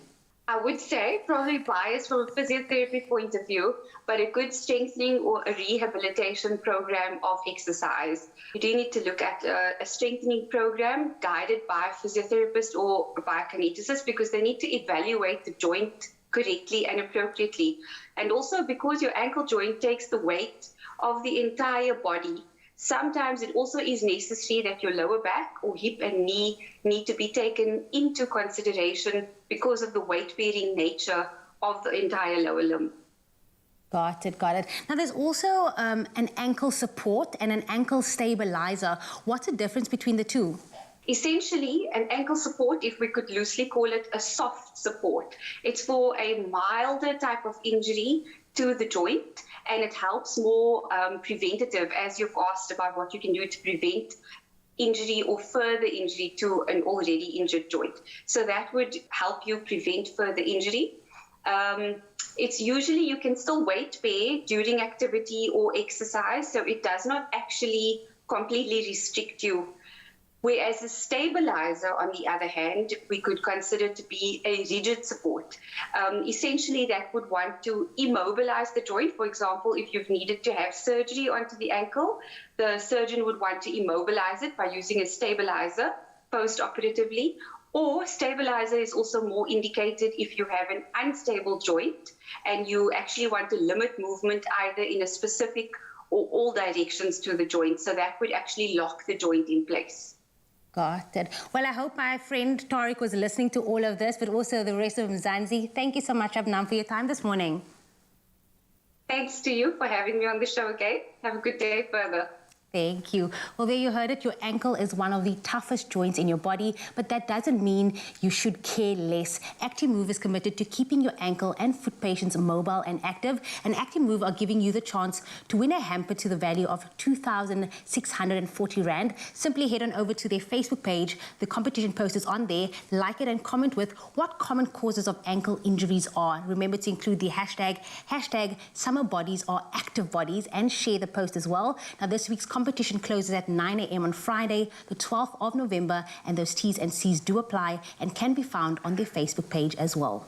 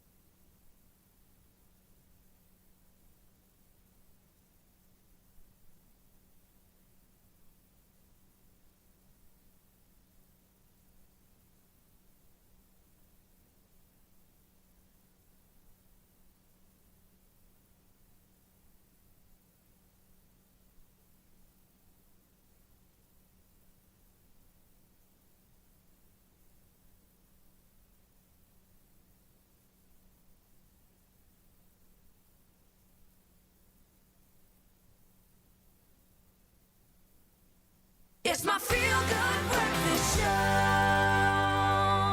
Welcome back. You are still live with Expresso. Thank you so much for keeping it locked. Time now for, I think, a slightly difficult discussion. I think no one likes to envisage those worst-case scenarios, but in the event that you are, in fact, faced with an unforeseen illness like cancer, a heart attack, or even a stroke, you are going to need rock-solid cover in place to help you and your family weather that financial storm, so that you can then obviously focus on what's important, your recovery. That's right. And this morning on our Health Focus show, we are taking a look at the importance of illness insurance and why this is something you need to consider. Please welcome Priya Naika, the Head of Strategic Retail Marketing from Old Mutual, to help us unpack exactly what illness insurance is all about. Good morning. Good morning. Thank you for having me, guys. Such a cheerful chat. I'm sorry. Much, for getting us to think about our mortality like this. But that hits the nail on the head. We don't want to think about these things. No. We don't want to consider and put ourselves in that position of having a severe illness, but it can shake your very foundations. So maybe a good place to start would be with how you guys classify severe illness, and what kind of cover do you offer for severe illness specifically? Yeah, the first thing to understand is a severe illness is generally something that's serious enough that it will impact you quite severely for a short period of time, or potentially impact the rest of your life and the way you need to manage your health going forward. And so that can have a very direct impact on your finances, on the finances for your family and the provisions you make, the lifestyle you live. And severe illness cover is designed to buffer that impact so that you're not needing to take out debt, you're not needing to dip into your savings. And especially if you have young kids, you can still continue life as you've planned whilst you're battling that illness, and you have the funds to cover the cost. Now, Graham mentioned cancer, stroke, heart attack earlier. What specific illnesses is under that umbrella of your illness insurance from Old Mutual? There are actually hundreds of severe illnesses, and we find, the emergence of different types of illnesses. So there really are hundreds of illnesses that could impact someone's life over the course of their life. But what we've also found is that we call them the big four. There are 4 conditions that typically make up the majority of claims, and that is heart attack, cancer, stroke, and bypass graft. So those are the most common, but if you'd like to be comprehensively covered, you can be covered from anything from 100,000 all the way up to 6 million rand for illness cover. I've got medical aid. I've got gap cover. Surely I'm fine. Surely I'm covered. Isn't that enough? Often we think it's enough, and I think the differentiation here is that medical aid and gap cover is meant for the direct medical costs. So the time you're in hospital, the direct medical treatment, the tests, etc. What we don't realize is all of the indirect costs that come. The money you're losing while you're not working. Yeah. That's right. So it's the money you're losing. It's potentially needing a caregiver. If you think about someone who's having to have chemotherapy, you'd need to have a caregiver, or a partner would need to take time off work to be with you. You'd need to maybe have extra caregiving for your kids. You might even need rehabilitation therapy or alternative therapies that your medical aid is not covering. And that's where severe illness cover allows you to have options. It allows you to have the best possible chance of recovery and a normal life. Okay. I'm sitting here and I'm thinking 5 years ago, I would have sat here and been like, I'm young, I exercise, I live a healthy lifestyle. And there are a lot of people sitting here thinking, oh, that's something for the future. But what would you like to say to those, especially thinking like that? I think it's our biggest advantage. So I like to say that your youngest point from this point forward is today. So this is the youngest you're ever going to be from this point forward. And if you think about where we are societally, so the technological advances in the medical field is improving our longevity. So we're able to live far longer than people 100 years ago did. And it's even said that the first person who will live to 200 has already been born. Wow. And it is rather unlikely that any of us will get through that time without experiencing an illness. Our ability to recover from it will depend on whether we're equipped financially to be able to experience those therapies, technologies, alternative treatments. It's almost inevitable at some point you're going to need a lean on it, and I think this last year has probably woken most of us up, or the last 2 years, 18 months or so. It's not just about reacting when something happens, about being preemptive, about having a good mindset when it comes to managing your money. You've got a rewards program tied into this approach. Can you tell us a bit more about that and what you're doing to help people just be a bit better about how we manage our financial profile, if you will? Yeah. Financial well-being and financial security has always been seen as something for wealthy people, so once you've become wealthy, and we talk about all these things like investment portfolios and compound interest and all of those things that sound very intimidating. And what we've done is tried to take the sting out of that, and we're saying financial well-being is about taking small steps like understanding your money, budgeting, and even slightly bigger steps like just taking out the cover and the protection that you need. Mitigating your risks. Exactly, to take care of the things you don't want to think about. And the rewards program is designed to reward you and give you points that you can spend on a daily basis. So, you don't have to wait for some big event. Yeah. It's open to everybody, so it's completely free and it's open to everyone. You don't need to be an Old Mutual customer. You can sign up for rewards and earn rewards for making those right financial steps. Oh, well, Priya Naika, thank you for giving us the wake-up call we needed. I think that was quite enlightening, especially with, everything going on. Illness can strike. I mean, cancer is something that doesn't discriminate. It can affect anyone. So thank you for that. Thank you, guys. I think there is an opportunity, as much as we don't want to think about these things, there is an opportunity to protect yourself. So plan ahead, protect yourself, and ultimately protect your family from those unexpected costs in the event of a severe illness. And to find out more about Old Mutual's illness insurance, you can speak to your financial advisor. And if you don't have an advisor, fear not, you can just simply call 0860606060 or visit any of the Old Mutual branches. And alternatively, you can go online and check out oldmutual.co.za/illness for more information, and I really suggest that you do. Old Mutual's illness insurance pays out a single amount of up to 6 million rand for whatever you and your family might need while you recover. Sorry, Mom. Yes, welcome back, Mzansi. Now it's finally that time. The Queen is here to serve us. And we're joined this morning by the talented singer and songwriter Elvira Standili. And she's about to kick off her performances with her latest single. This one's Emmanuel. God met ons. The stage is yours. Take it away.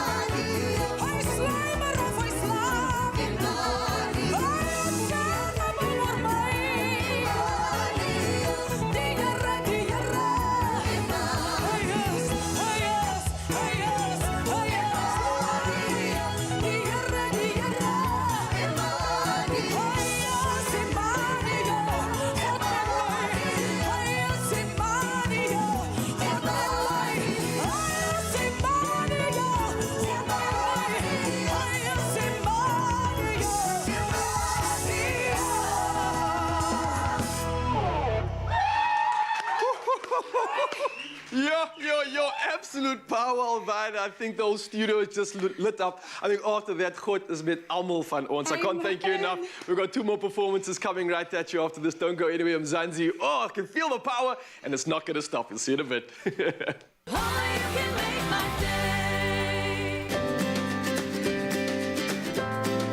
Simple as CBD should be.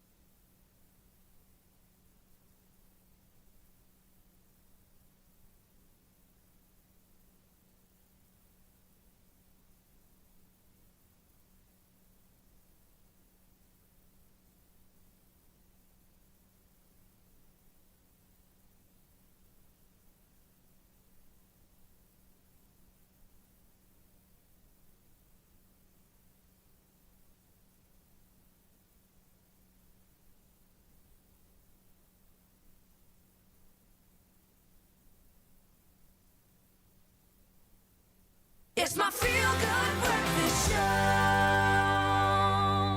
Welcome back, everybody. Yes, it's your Feel Good Breakfast Show on this Tuesday. And of course, we like to connect with you on social media. So we asked you, what is one thing that made you smile this morning, that made you get out of bed this morning? And we wanted to weigh in on the conversation. Well, let's take a look. We have Shaylee saying good morning. It's that I could see another day and the beautiful sunrise that makes me smile. You know what? I love it when people practice gratitude. So thank you for sharing that, Shaylee.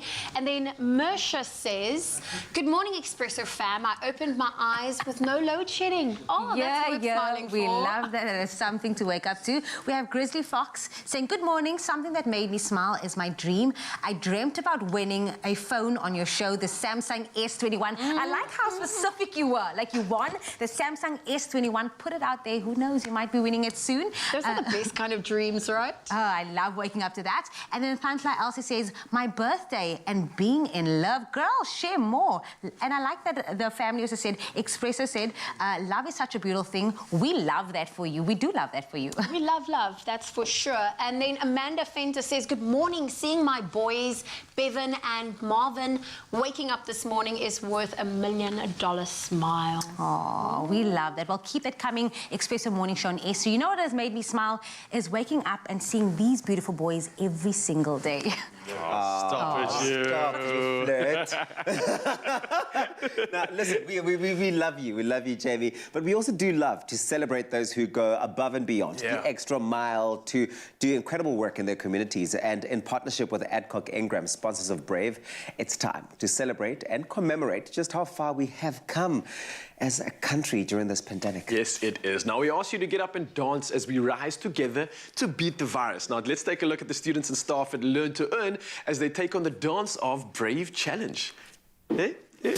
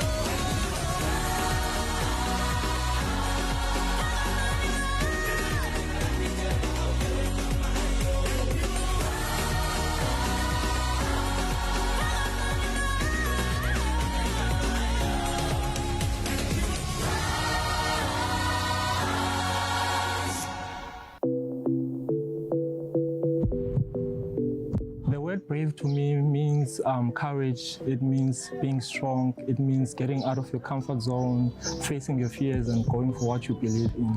Showing courage through fear, because fear will always be there. So it's just defying the odds of fear. Just go for what you want. Because we are different ages, you know, some are moms and some are younger, you know, so finding balance in between, you know, I just have to let everybody know that, you know what, we are just doing this to inspire others. We are doing this for love, you know, and then it doesn't have to be perfect, but we just need to have fun while we are dancing, you know. So even if we are mamas, but there are little girls in us who once danced, so let's just take it from there. I felt inspired. I felt happy, especially listening to the lyrics of the song. You know, that made me really happy. It gave me hope, you know. Just so that brave and be bold and be confident of what you're doing and your aspirations. The message that I have for the youth of South Africa is that let's start doing things now while we're still young, so that not when it's late you're only realizing that, okay, I should have done this. Let's start following our dreams. Let's become who we want to be now. Let's learn about the things that we love at this age so that we grow with that. We all came through for one another, being food parcels, being support, even though like the social distance happened, but we still tried, you know, to reach out, maybe using social media, you know, dropping food parcels, sending messages out. So when we are united, we can accomplish so much.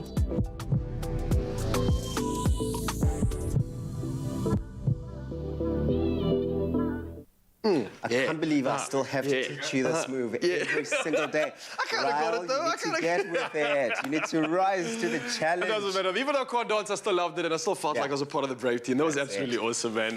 That's the spirit. There we go. South Africa, no matter your age, no matter how many times you've got to be taught this dance, it's time for you to show us your dance of Brave. Find the dance tutorial and the entry details at partners.24.com/BeBraveMzansi. And still a chance to win that weekly cash prize of 5,000 Rand. Ooh, you do not want to miss out on that. Video. Yes. Let's go. We got this. Yeah. I'd say we look at some real talent right now, and if you want to hear the musical instrument that is the voice of Elvira Standili in full action, you've got to give her a Whitney song, and that's what she's going to do just for you this morning. She's going to perform a song from the 1996 hit film The Preacher's Wife, courtesy of Whitney Houston. It is I Love the Lord.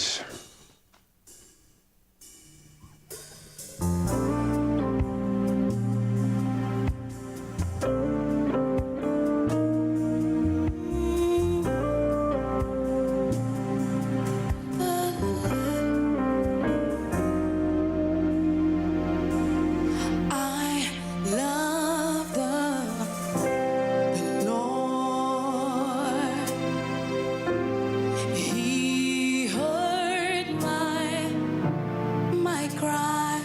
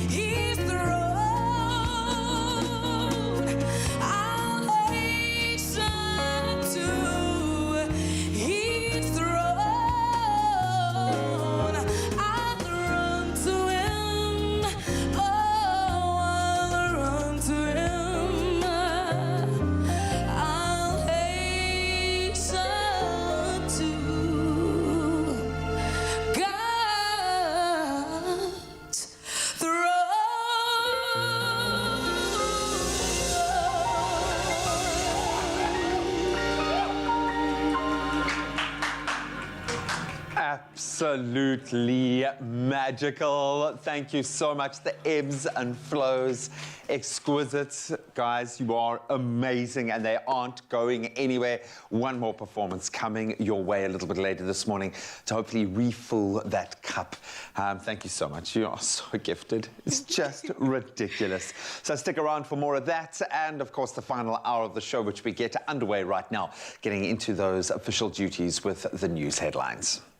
Thank you so much, G, and I'll start with those national news headlines. The Cape Flats will receive an additional 250 Law Enforcement Advancement Plan, or LEAP, officers to help fight crime in hotspot areas as the festive season approaches. Currently, there are already 800 officers deployed. Premier Alan Winde said LEAP officers are a critical component of the Western Cape government's efforts to halve the murder rate by 2029 through a combination of violence prevention as well as law enforcement initiatives. The additional deployments of the officers will ensure that they are all deployed to all top 10 crime stations in the Western Cape. Then staying with local news, President Cyril Ramaphosa has announced that the 4th annual South Africa Investment Conference will be held in March 2022, with the event expected to attract significant international funding to South Africa. The government held the first investment conference in 2018 as part of a drive to raise 1.2 trillion rand in new investment over 5 years. The conference was attended by some 1,000 delegates in 2018 and 2019, and in 2020 was held in hybrid format due to the COVID-19 pandemic. Together, these conferences raised just over 770 billion rand in investment commitments. Then looking to news further abroad, at least 32 bodies have been retrieved so far after a gold mine collapsed in southern Niger on Sunday. Rescue workers and local volunteers are using their bare hands and simple tools to dig into the earth and save the lives of dozens of young men still trapped underground. Witnesses say their efforts are being hampered by a lack of equipment. Since the discovery of gold in the Maradi region earlier this year, hundreds of people have been streaming to the area. And then US rapper Travis Scott is facing legal action after at least 8 people died and hundreds were injured in a crash at his Texas festival Astroworld in Houston.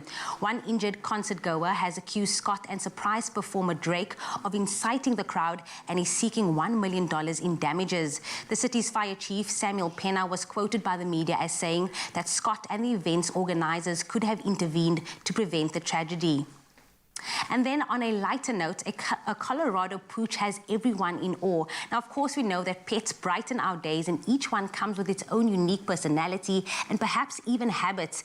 A 3-legged wire-haired fox terrier from Colorado in the US named Dexter is a pooch with a very unique habit. A video of him has gone viral on the internet, especially TikTok, with 14 million views due to a habit he developed after losing a front leg in an accident.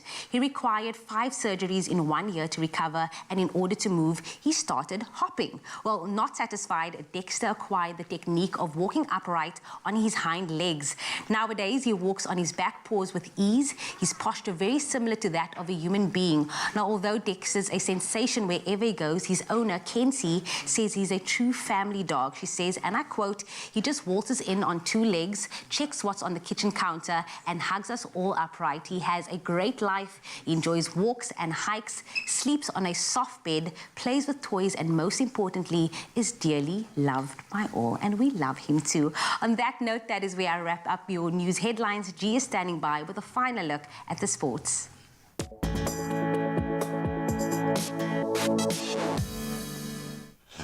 Oh, it's a tough fact to follow, but let's try. And sadly, not the best news to kick off our final sports bulletin this morning. Springbok fullback Damian Willemse looks likely to miss Saturday's end-of-year test against Scotland after suffering that concussion in the 23-18 win over Wales last weekend. Willemse went off in the 13th minute of the test after taking a heavy knock to the head and did not return to the field as he failed the head impact assessment. There is, however, some good news, as no other players were injured, and Sabuan Corsi is now joined up with the team and is available for selection. Corsi missing the match in Cardiff due to issues with his passport and visa that have thankfully been resolved. Then not the best news for the English cricket squad. England's opening batter, who's been in incredible form throughout the tournament, Jason Roy, will miss the rest of the T20 World Cup. That was after he suffered a calf injury in Saturday's 10-run loss to South Africa. Roy had made 123 runs in 5 innings at an average of just over 30 and a strike rate of 138. The 31-year-old has joined left-arm fast bowler Timor Mills on that injury list in another blow to England, who played New Zealand in the first semi-final tomorrow. The second semi-final sees Australia, who just pipped the Proteas due to net run rate, take on Pakistan. That one's on Thursday. Then interesting news in football. Man United, Tottenham Hotspur, Man City, Chelsea and Cardiff City have all received approval to have licensed safe standing in seated areas as of the 1st of January. Standing areas in the English top flight and second-tier championship were outlawed by legislation passed following the 1989 Hillsborough disaster, which tragically led to the deaths of 97 Liverpool fans. In recent seasons, campaigners have been calling for standing to be reintroduced. Chelsea's Premier League game against Liverpool at Stamford Bridge on the 2nd of January next year will mark the return officially of standing to the English top flight after some 30 years. And then finally on to tennis. Novak Djokovic will end the year as world #1. That was after winning the Paris Masters tournament. The Serb, who won 3 of this year's 4 Grand Slam tournaments, finishes the year top of the rankings for now the 7th time, which means he overtakes Pete Sampras, who achieved the feat 6 times. Djokovic is more than 3,000 points clear of US Open champion Daniil Medvedev. That was after beating the Russian in the Paris final on Sunday. The other big winner in the ATP rankings released yesterday was Alex Zverev, who has now equalized his career high ranking of 3rd, and I think he's going to continue to climb. But that's where we leave our sporting headlines for this morning. And let's get one last look at the weather and a bit of a global weather perspective right now.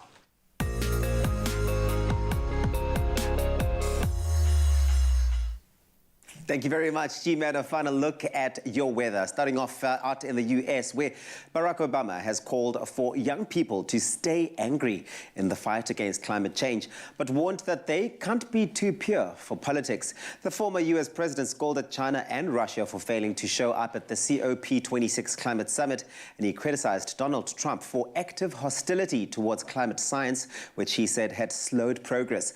Time is running out. We are nowhere near where we need to be, he said. Now, speaking at the COP26 Climate Summit in Glasgow, out in Scotland, Obama received a standing ovation at the end of his speech. He called out nations for failing to meet their pledges that they made back in 2015 with the Paris Agreement when he was still in the White House. However, activists were quick to point out that the pledges that were broken by his own administration, including the failure of developed countries to deliver a promised $100 billion a year in climate finance to poorer nations. And now we move on to better views as we take a look at the sunrise photos shared by you, our beloved Expresso photographers. Yes, our loyal viewers, that's you. Starting us off this morning is Gavin Pollock out in Durban, who captured this pastel-filled skyline overlooking the city. Beautiful picture there with Maurice Conradi from Paarl, capturing this beautiful moody shot of Monday morning looking towards the mountains. And at 7 o'clock, we got our regular contributor, Ntokozo Theo Makatini from Joburg, sharing this stunning shot of a blue sky mixed with the golden glow cast from the sun. I love it. Look at that. Beautiful. And last but not least, Razine Pandy didn't share her location with us, but we are loving this ocean shot, including the sun glowing in between the clouds as the day begins. Please, let's do it bright and early again tomorrow morning. Get those pictures through to our Facebook page, Expresso Morning Show SABC3, with the hashtag Expresso Show. And now we take a final look at those temperatures across the country. 51% chance of rain with thunder showers out in Bulugwane. 14 is your low, reaching a high of 29. If you're out in Mbombela, brace yourself for some rain as well today. 15, that's where you will start off, peaking at a maximum of 26. If you're out in Pretoria, sun and clouds for you, 16 and 28, with sunny times for Johannesburg. 14, that's your minimum, reaching a maximum of 25. Sunny out in Mahikeng, 14 and 29, with Klerksdorp starting off at 12 and peaking at 29. If you're out in Kim Kimberley, 12 is your low, reaching a high of 26 with sun and clouds for Bloemfontein, 8 and 24, and some sun and clouds with a 25% chance of rain for Richards Bay today, 15. That's your low, reaching a high of 22. Ooh, it's raining hard in Pietermaritzburg today, 11. That's your low, reaching a high of 21. With some sun and rain for Durban, 16, peaking at 22. Tata, brace yourself. Rain once more, 9, reaching a high of 19. And some sun and clouds for East London today. 14 is your low, reaching a high of 20. Craddock, 8 and 23. Gqeberha, 13 and 21. With sun and clouds for George, 10 and 20. The mother city, Cape Town, 13. That's your low. You will peak at 21 with a 25% chance of rain. And if you're Uitenbooster, sun and clouds for you today, 8 and 27. Sutherland, 6 and 22. And last, certainly not least, Uppington, you will start off today at 14 and peak at 28 degrees. And that's where we leave it for this morning. Remember, it's Tuesday. Choose to smile. Thank you, Uncle Tubbsy, and thank you for choosing your Feel Good Breakfast show, because we're still entertaining you all the way through till 9 o'clock. Still to come, we are continuing our medical day. Today is all about talking around cleft palate, so you do not want to miss out on that chat. Yeah, and of course, it's Health Tuesday, and we're carrying on with that theme. We've got a dip that you're absolutely going to love, and it's going in the kitchen, and it's something that's going to be prepared for you, of course, because it's Health Tuesdays as well. So all that coming at you in just a bit. Don't go anywhere, Mzansi.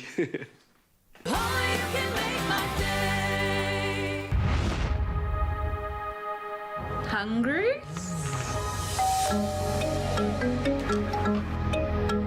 Wolf bags. My dad has a certain way of doing things. Dad, hoe gaan dit by die werk? Our Monati connects the family with unlimited home fiber from $3.99 per month.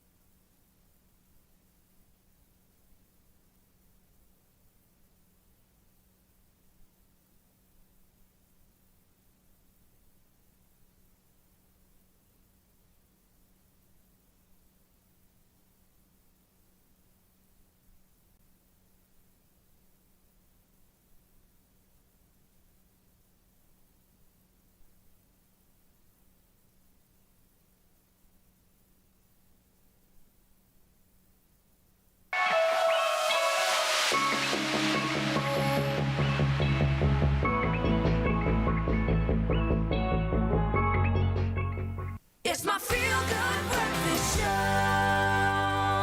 Welcome back. You're live with Expresso as we launch into the final hour of what is, as always, on a Tuesday, a medically orientated show. Now, we're going to focus on our mouth. The roof of the mouth, known as the palate, is formed between the 6th and the 9th weeks of pregnancy. A cleft palate happens if the tissue that makes up the roof of the mouth does not join together completely during pregnancy. And while there are problems associated with the baby born with a cleft palate, medical professionals are able to operate to restore function. And this morning we are joined by Professor Tim Christofides to explain the condition a little bit better. And we'll also hear a bit more about the operation that he recently performed on Olivia, who is going to be joining us shortly. But first off, a very big thank you for joining us, Prof, and a very good morning. How are you? Thank you very much. Very well, thank you. I hope everybody there is well. And this is a great opportunity to actually create some awareness about cleft lip and palate. Thank you for having me. Oh, an absolute pleasure. Well, Prof, we touched briefly on what a cleft palate is, but what causes a cleft palate not to develop or join together during pregnancy? Okay, it's a very in-depth topic, to be honest with you. And there's very many factors.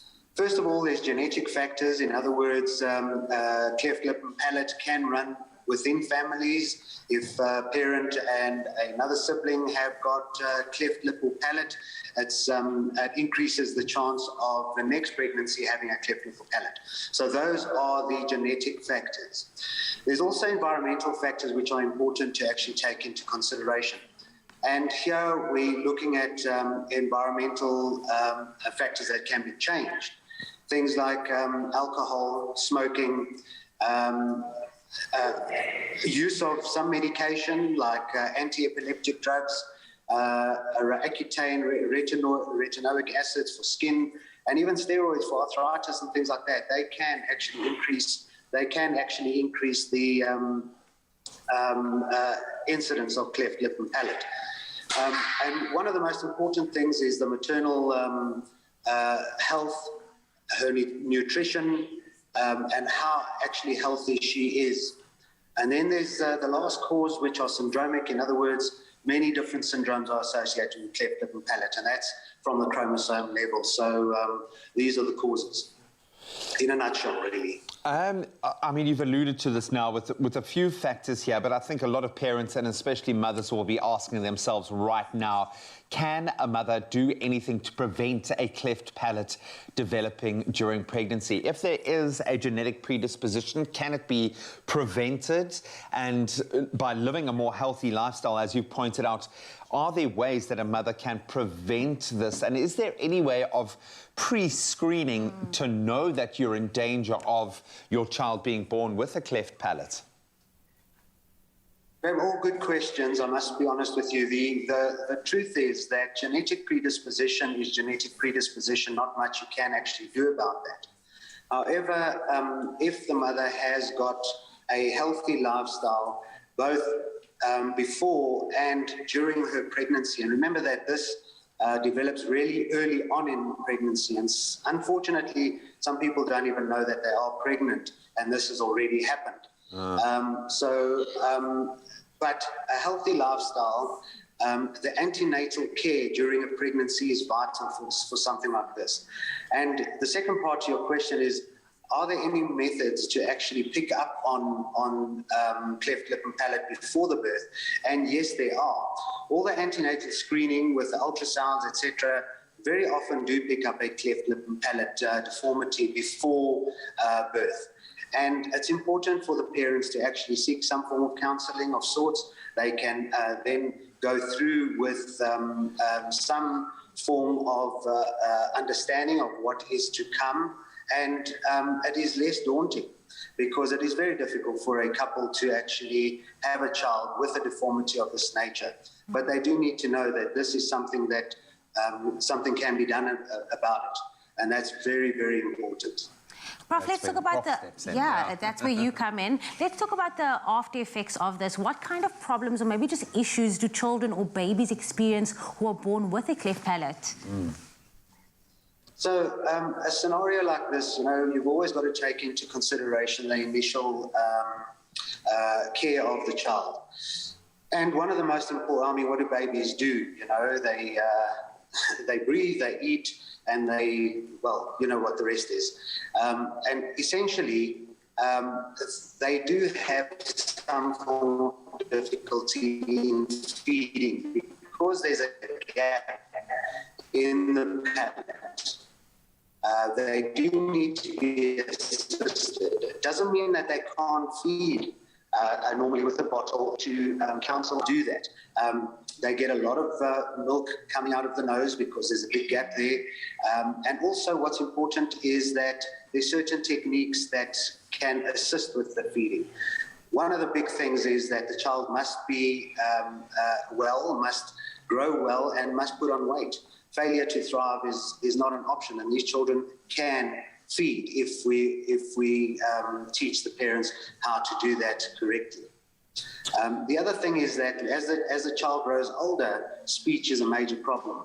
The palate has got a lot of function which is related to speech. So under those circumstances, these children do have to work slightly harder than other children.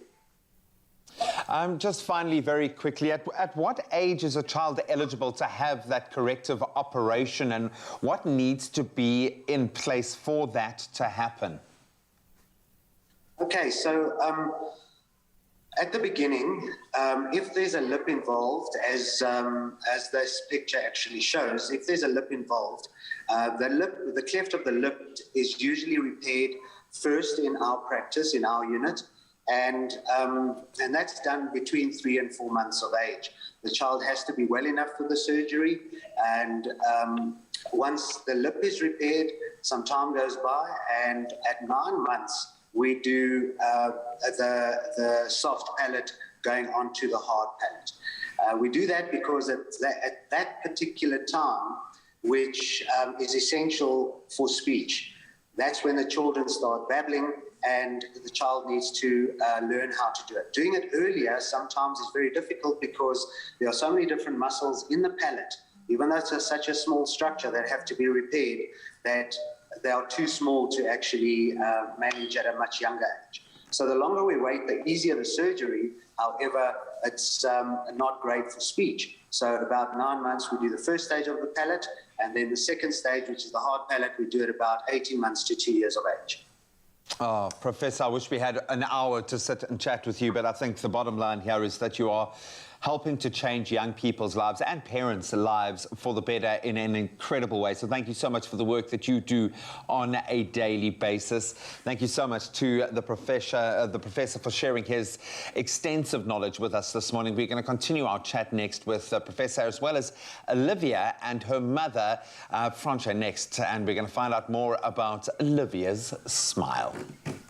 And now time to bring in some kitchen inspiration. I'm not sure if you guys remember, a while ago I mentioned that I suspect that I might be lactose intolerant, because I have been finding recently that every time I have dairy products, sometimes it does happen, sometimes it doesn't happen, that I react badly and I have those lactose intolerant typical symptoms that come through. And Michele, you are here to break it down for us, because it can happen. The fact that I have been having dairy all my life and suddenly find that I have some symptoms doesn't mean that I'm not susceptible to lactose intolerance. Yeah, so I think lactose intolerance is such a big topic in the health realm nowadays. Yeah. Because so many people are so much more in touch with their bodies and how food responds to them. Yeah. And now that there are so many alternative options, I think people have the sort of the privilege of testing a life without lactose and like experiencing how it feels to be free of lactose if you have an intolerance. What I have really enjoyed is the fact that there is a solution, and ever since I started using Nolec, I find that the different, sort of typical symptoms that would come through after consuming dairy aren't there anymore, which is fantastic. And in fact, if you experience symptoms such as stomach cramps, eczema, sometimes bloating, nausea after consuming dairy, it may be that you are lactose intolerant. Now, with Clover Nolec, you can enjoy dairy again with their versatile lactose-free range. It's exciting and it's good news for all of those who suffer. And Clover Nolec is pre-treated with the enzyme lactase to break down lactose. That makes it easier to digest and also really is the perfect solution for those who do need that intervention. So we're going to be making a really awesome recipe. I mean, what are you making for us? I'm seeing really healthy things laid out on the kitchen counter this morning. Yeah, so we're going to continue with the health trend. Yeah. So I think this is so nice because at a dinner party or like a drinks with friends, like often there's dips and there's snacks. And if you are lactose intolerant, obviously you can't dip in. You can't dip in. You can't dip and no in. one wants that. No. So yeah, what Nolec's made this beautiful lactose-free dairy snack. Yes. It kind of doubles as a yogurt. Yes. And we're just making a little dip that goes perfectly with like your pitas or nice fresh vegetables. So I don't know if you want to get going on the carrot. I will get going with the carrots, but what I wanted to say is that I really do like the fact that people are starting to be a lot more considerate now, or people should start being a lot more considerate, because whether you are lactose intolerant or not, the Clover Nolec still would be perfectly suited for your entertaining. So I'm making the carrot pieces here, as you can see. I don't do this very often. I don't chop up carrots very often, but you know what? It's about the final product. It is about the final product. It's all about the dip, man. It's all about the dip, brother. Cool. So what we've done here is we've got half a cup of mayonnaise, and then what we're going to add to that is just about 3 tablespoons of this of the Nolec dairy-free snack. So let me get that in there, and then I'll just make as if I was chopping all of these things, but they're all beautifully chopped for me. Yeah, I did that. You did that prior. No, I didn't. Okay, cool. So you get that in there. We have beautiful corn. Let's actually do it like this. I mean, I love the fact that what you've been able to do for us this morning is really bring some inspiring summer recipes, right? Those are summer ideas that we can tap into. Absolutely, man. So with this, we have some nice spring onions, some chopped rosemary. Rosemary goes really nicely with sort of dairy. Yeah. It brings out the real flavor in it. So just about a teaspoon of each of those. We have some nice spring onions. Get that in there. Nice. And then, as with most things in life, garlic just makes everything better. It does. You know? It does elevate any dish. Absolutely. Come on, let's be honest. So get a little bit of garlic powder in there. I'm not going to put too much. Yeah. You have to season, salt and pepper. Great. You know, you must do the salt with some flair. It must be quite special for your friends having you around as someone who really does have a super passion for cooking, but also as a doctor, because you bring in the perfect balance between dishes that really taste great and are good for you at the same time, right? Yeah, and I mean, I think I understand lactose. People, I think, are scared to talk about lactose intolerance. Yeah. They don't want to sound taboo or like they're making a hassle for you. Yeah. But yeah, I mean, it's a real thing, and so many people struggle with those, like you said, those gastrointestinal side effects. And they don't have to. And You shouldn't have to. Saying it's all of those symptoms. I mean, bloating, nausea, flatulence are things, things you don't want. You don't want, and you don't want that in an environment around your friends. So Absolutely not. Having this at a party is such an ideal thing. Well, I made this for you. This is my contribution to this. Now, beautiful. We do have an exciting competition. In fact, I'll start telling you about that one now, where you stand the chance to win a Clover no-lac hamper. It's filled with no-lac products so that you can be free and lactose-free at that. Simply comment on the competition post on the Expresso social pages and tell us this. Which lactose intolerance symptom are you most challenged with? And don't forget to use the hashtag BeFree, lactose-free. Now, we could be calling you next week live on the show to free you of your symptoms as the winner of a Clover no-lac hamper. And this competition will close on the 26th of November. So get entering. Those T's and C's can be found on expressoshow.com. So once all of this is done, now you're making the dip. So everything would have gone in there, which you already have done. I see the corn has gone in there, but that's what we're aiming for, our beautiful summer-inspired spread to look like. And this is definitely a free one, right? You know? I love this.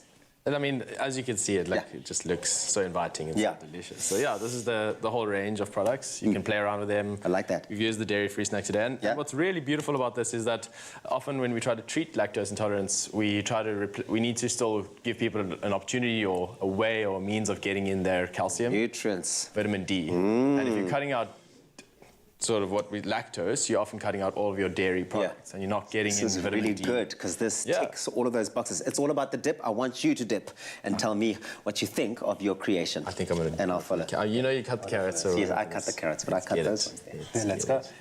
If you want the recipe, go on our site, expressoshow.com. Dip away. Be free. Lactose free. Thank you. This is so good. It is actually.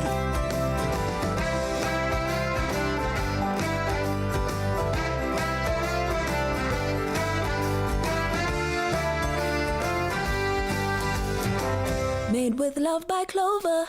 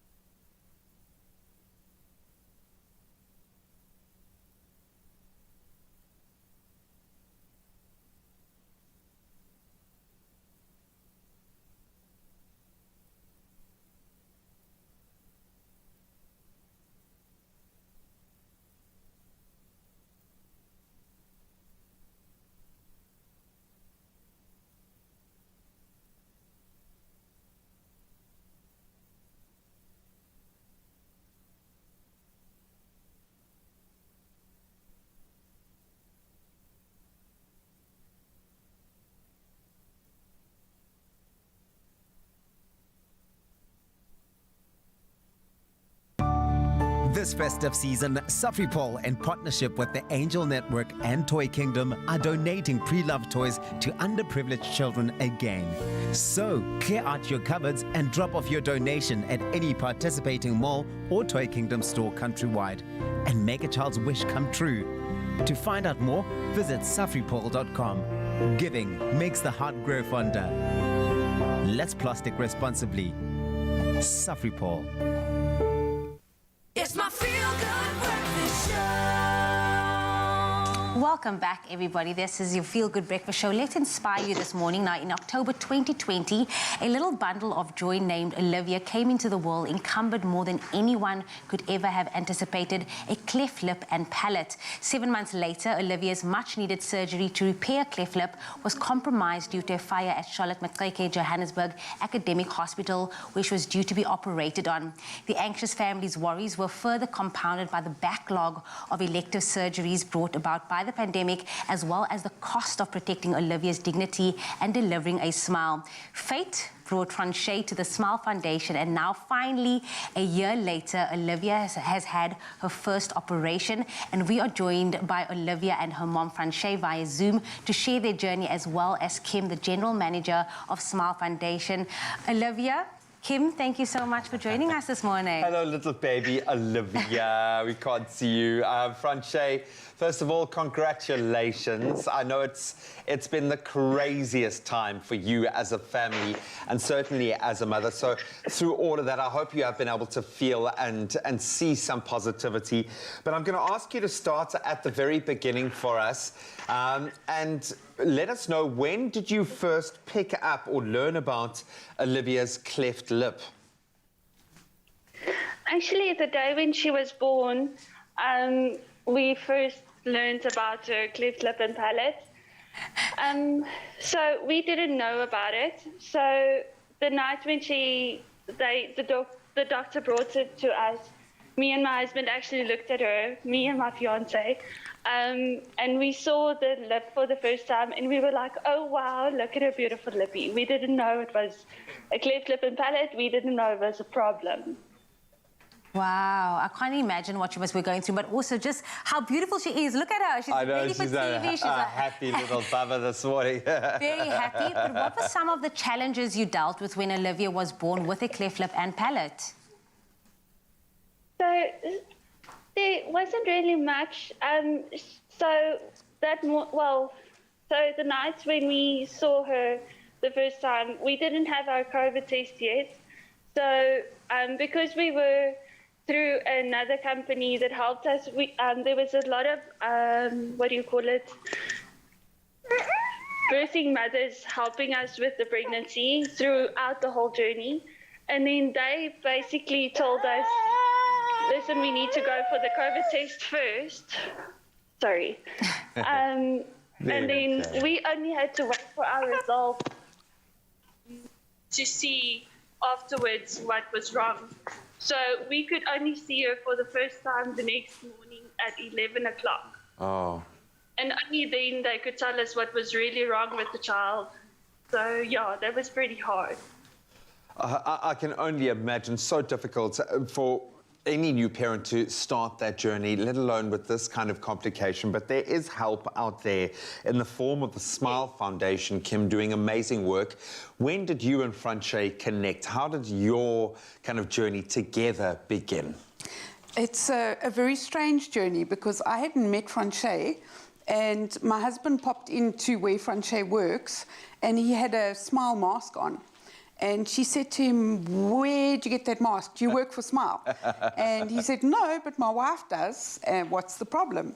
So then my husband started nagging me, as only a husband can do, to say, he should. You're doing this. Please, can you help this child? Please, can you help this child? Oh. So I then got in contact with Franche. She sent me a whole lot of photos of Olivia. They told me the whole story of Olivia. Yay. And I said, well, let's see what we can do. And so the wheels started rolling. And during the craziest of times... It was. So we have a huge backlog of kids with cleft lip and palate. In Johannesburg alone, I think we've got over 200 children that are waiting for different surgeries for cleft lip and palate.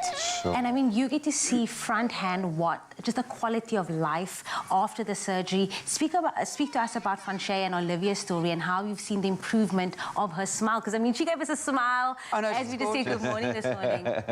Well, Olivia is just the most beautiful little girl. I mean, all kids are beautiful. I love children. I'd adopt them all and take them clearly. But Olivia specifically touched my heart just because her parents were so frustrated because they just didn't know where to go. They didn't know where to turn. So it was just a run of bad luck and timing with COVID being in place and us not being able to do elective surgeries. She was planned for the surgery and then the Charlotte Max burned down. So she was just totally postponed for that time period. So as Prof. Christofides said, the best time for them to do surgery is at 3 months for the initial surgery. So you must think, if that lip of yours is completely open, the big thing with Olivia was she's drooling all the time. So she's constantly wet because she can't close her lip. Whereas we close our mouths, she couldn't close her mouth properly. So she's permanently wet because it's drooling and the drool's running down her chest and that all the time. Plus feeding is difficult because a child with a cleft has got no palate. And when you eat, you use your palate and then you chew and then swallow. And for sucking as well, you use your palate to suck. So obviously she couldn't drink milk because she couldn't drink from the bottle. So the big thing is they have a special cleft bottle that they use that the teat is then on the underside, so it closes the bottle for them. But when Olivia got to the age where she should actually have solids, they learned that they turn the spoon upside down. So it's a different technique because then the spoon then forms the palate for the child to eat. But you must think, because there's no palate, you've got access into the ears and everything. So these kids end up with a lot of infections. And as Prof. Christofides says, they can't learn to talk. They can't learn to make all the normal sounds that kids at that age do. So when we met Olivia, she was 11 months old, and we decided to give Olivia a smile for her first birthday. Oh, I love that. So I met somebody who was very keen to do fundraising with us for Olivia specifically. And Sandy from Crema said to me, let's do this. Let's give Olivia a smile for her first birthday. So I then got on to, they started fundraising. I got on to Prof. Christofides and said to him, please can we get this child a smile for her first birthday? So that's what we did. And you have done it, and now we are looking at this gorgeous girl. Franche, we're going to say thank you so much for joining us. I've had a little baby over the last 18 months as well, and I cannot imagine what you must have gone through with all of these challenges. I'm also engaged as well, so I can't wait for that. So I'm hoping you're going to get everything that you deserve now, but it is so heartwarming to see Olivia doing so well with her beautiful new smile. So we're going to say good luck for the next phase. I know you've still got a long journey ahead of you, but we are so pleased that we could connect with you this morning and take a look at that gorgeous little baby. So congratulations once again. Thank you very much. Thank you for everything you guys do. Oh, she's just saying, and thank you. Oh, absolutely love it. Kim is not going anywhere. We are going to continue to talk about cleft lip, cleft palate, and what is being done by amazing organizations like the Smile Foundation. Oh, thank you, G. And you know what? Here on Tuesdays, we love talking all things health. And we will also bringing you our Pharmacy of the Week, a short feature that acknowledges the incredible people working on the front line. Yeah, now this is our way to say thank you to these brave healthcare workers, and it's proudly brought to you by Adcock Ingram OTC, sponsors of Brave. So let's take a look at this week's Pharmacy of the Week. It's Hybidine Pharmacy in KZN, KwaZulu-Natal. Our pharmacies are on the front line of healthcare. This is Pharmacy of the Week. As a pharmacist assistant at Hybidine Pharmacy, I am honored to be serving and helping the community in terms of health and guidance and support. Whatever we can offer, we are there to support the community.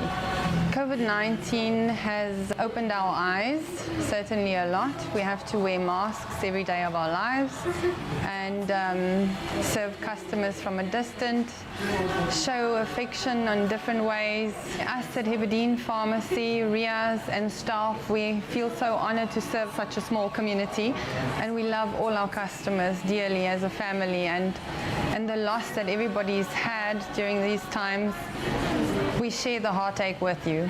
Bravery to me is to come to work every day put your family's health at risk to help others in the community, as we do here at Heberdean Pharmacy. COVID has also really changed the way of serving customers on a daily basis, in terms of we had to now make plans to do deliveries on our own costs with our own vehicles in our own neighborhoods to make life easier for people who couldn't come. Pharmacy of the Week, proudly brought to you by Adcock Ingram OTC, sponsors of Brave. I absolutely love seeing these. You know what, it just dawned on me now, watching all these people, what they're doing, they're like the modern day superheroes of our time. They It's so definitely vital, are. eh? Yes, I agree with you. So we just want to say thank you to all of those fighting on the front line. We appreciate you. Never think 100 Rand is just a clipper. It's a fresh fade or prepaid electricity. It also gets you a gold credit card from only 40 Rand per month, and you still get change. So, do you want a bank that takes your money or a bank that takes your money seriously? Get a Nedbank Gold credit card that helps you afford more.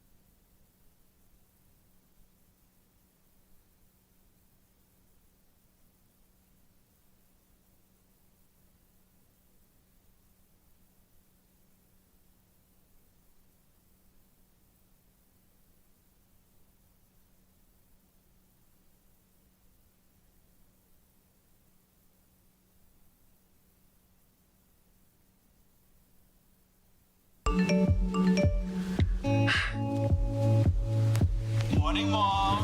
Look what we made for breakfast. Pizza. Okay, Mom. I'll see you soon. How many of these are we gonna do?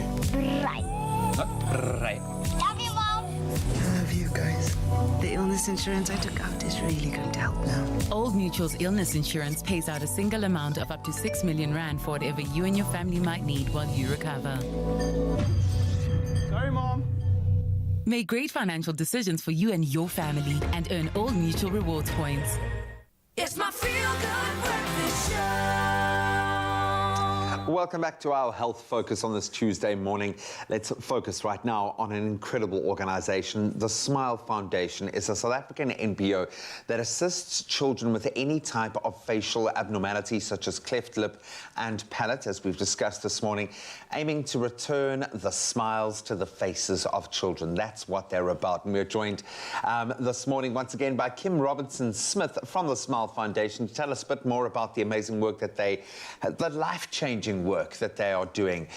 Kim, thank you so much for joining us this morning.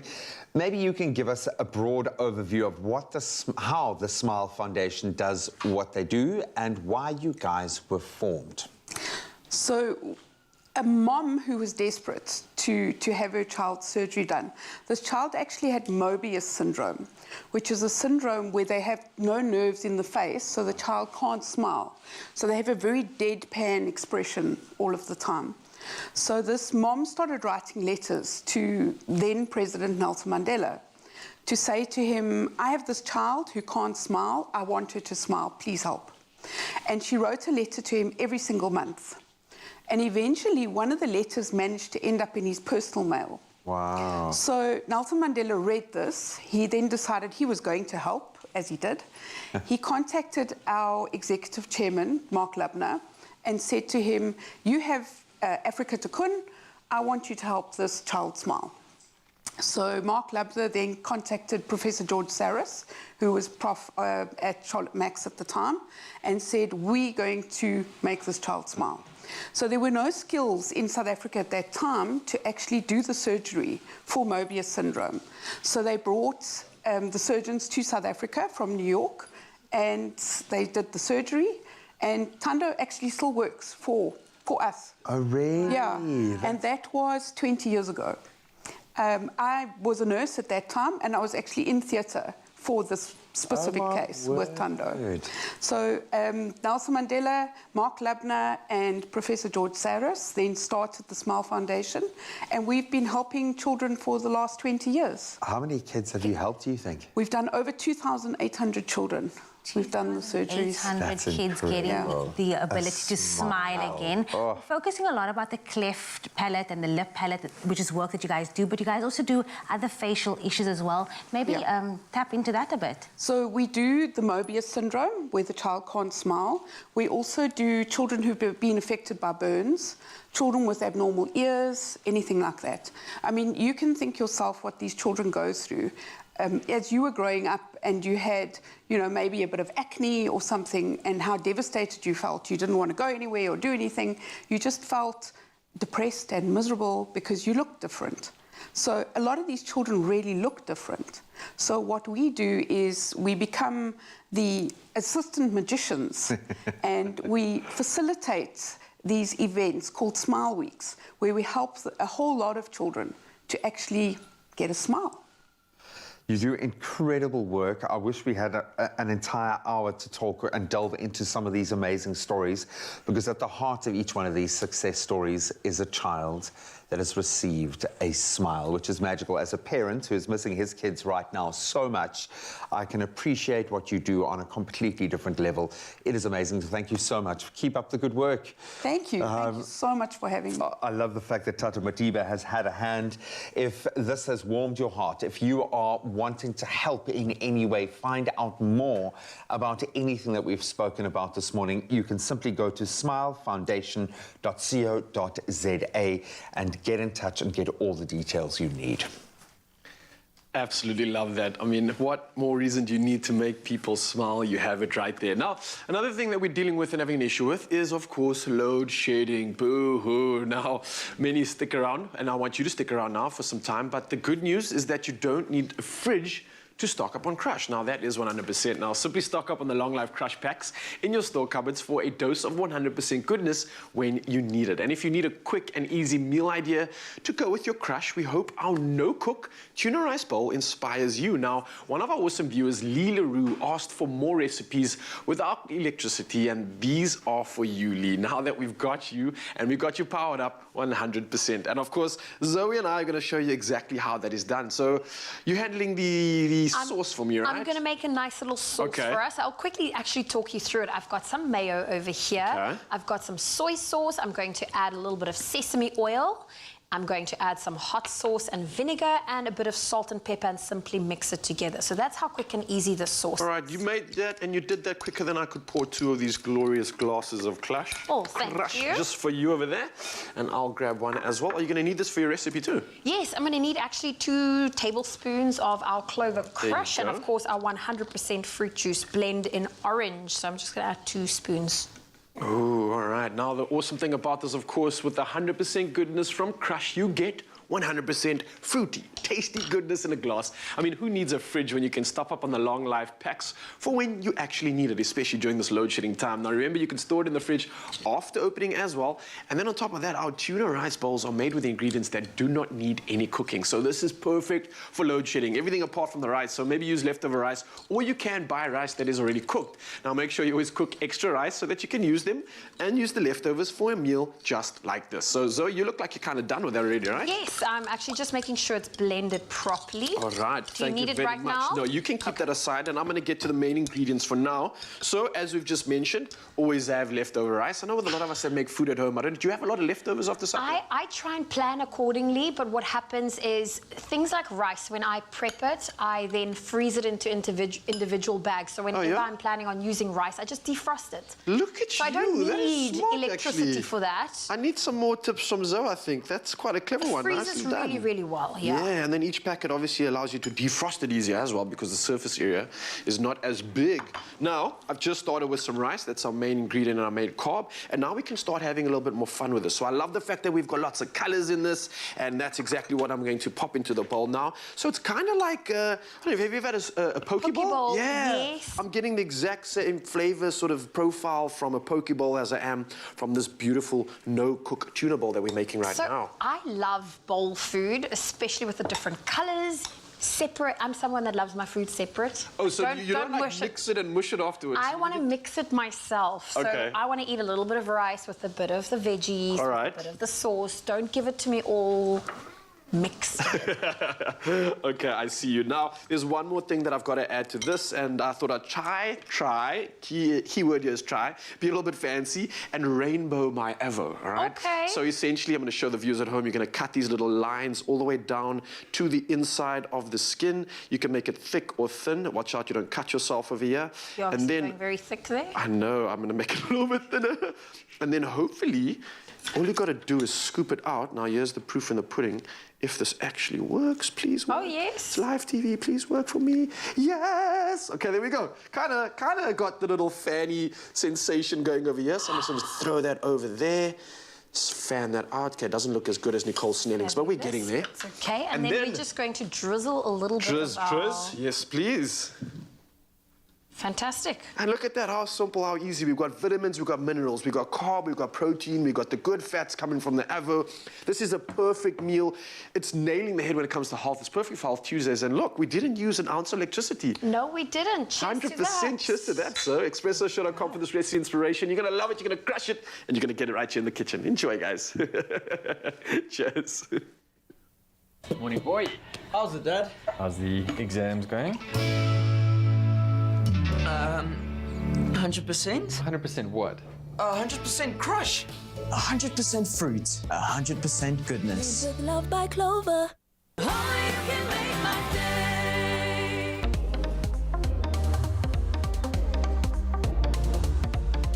It felt so right, living in your starlight.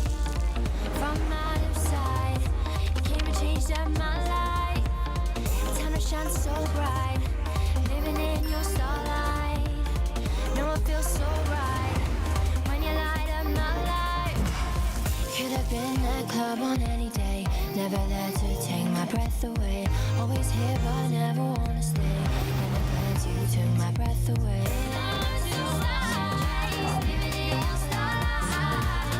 Look beneath the surface. It's either Caesar stone or it's not.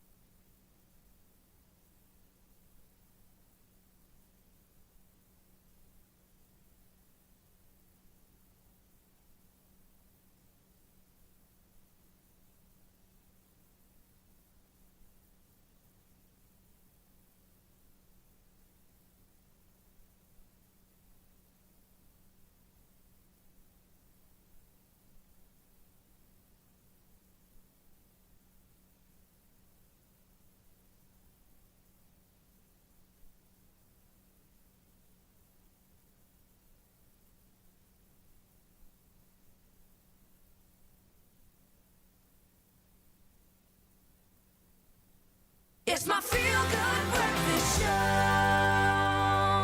Welcome back to it, your feel-good breakfast show. It's Expresso. We're elevating your spirit this Tuesday morning. Hopefully you have chosen to be on the right side of the feel-good. We're back once again on the Expresso stage with singer and songwriter. We love her. It's Elvira Standili, and she's here with one more inspirational song for us this morning. It's a hymn. It's going to take you back. This one is written by Sevilla D. Martin and composed by Charles Gabriel. It's called His Eye is on the Sparrow. Take it away, guys.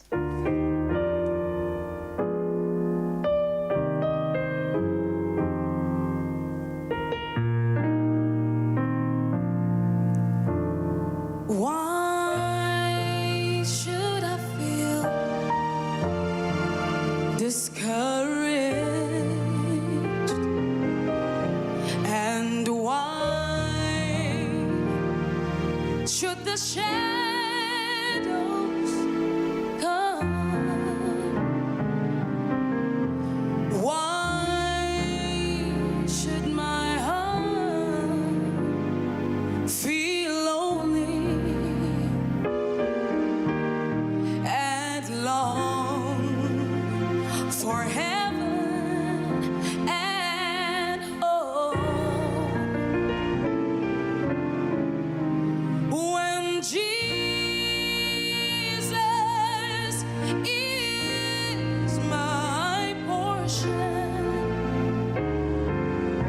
a constant friend is He. His eye is on the sparrow, and I know He watches over me. Ooh, and I sing because I'm happy. I sing because I sing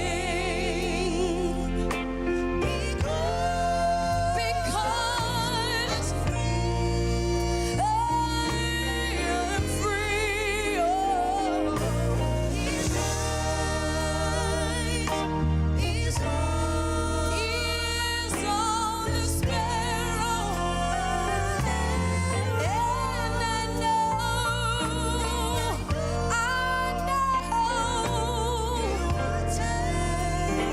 over me. I sing because I am happy.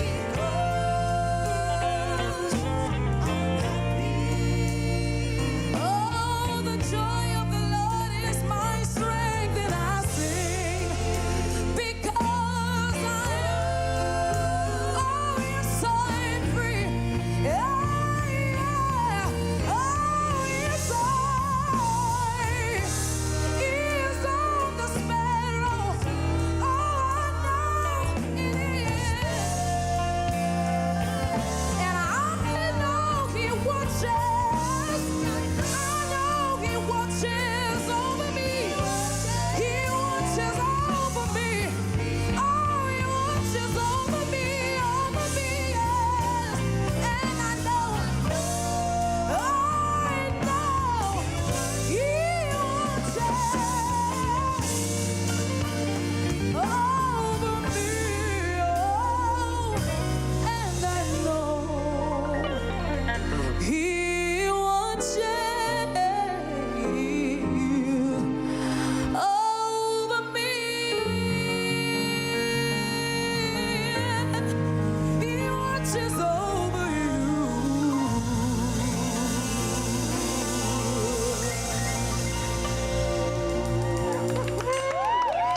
Absolutely That is how we end off a Tuesday. Alvaro Standelli in the house. Take a bow, girl. You can sing. You can sing. The talent, thank you to her and the ensemble behind her. You guys are amazing. Thank you so much for bringing the light and the joy this morning. Please take a bow. You're amazing human being. Yes. Oh, such a blessing. What a beautiful Tuesday morning. Thank you so much, guys. It's been so inspiring. Yeah, thank you to all of our medical professionals that we chatted to this morning. Learned a huge amount. Yes. About obviously cleft lip and cleft palate. And I would really suggest to any parents out there who are going through this in real time right now, go to the smilefoundation.co.za and find out what options are available, because there are options. There is something that can be done about it. Life-changing. Yeah. I almost want to say we want more. We do want more. Because we do want more. I mean, I'm deep within the fields. Elvira, is it something you can do for us more? Are you ready, girl? Yes, I can give you. Yes! Yes! Give us. Give us more.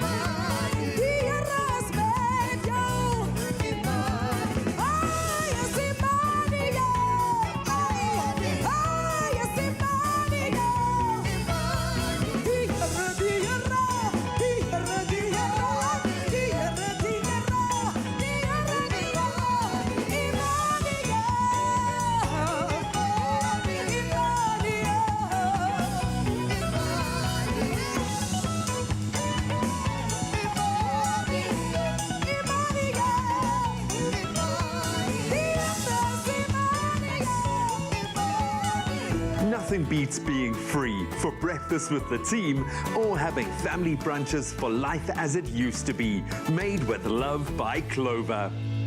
Another feel-good production.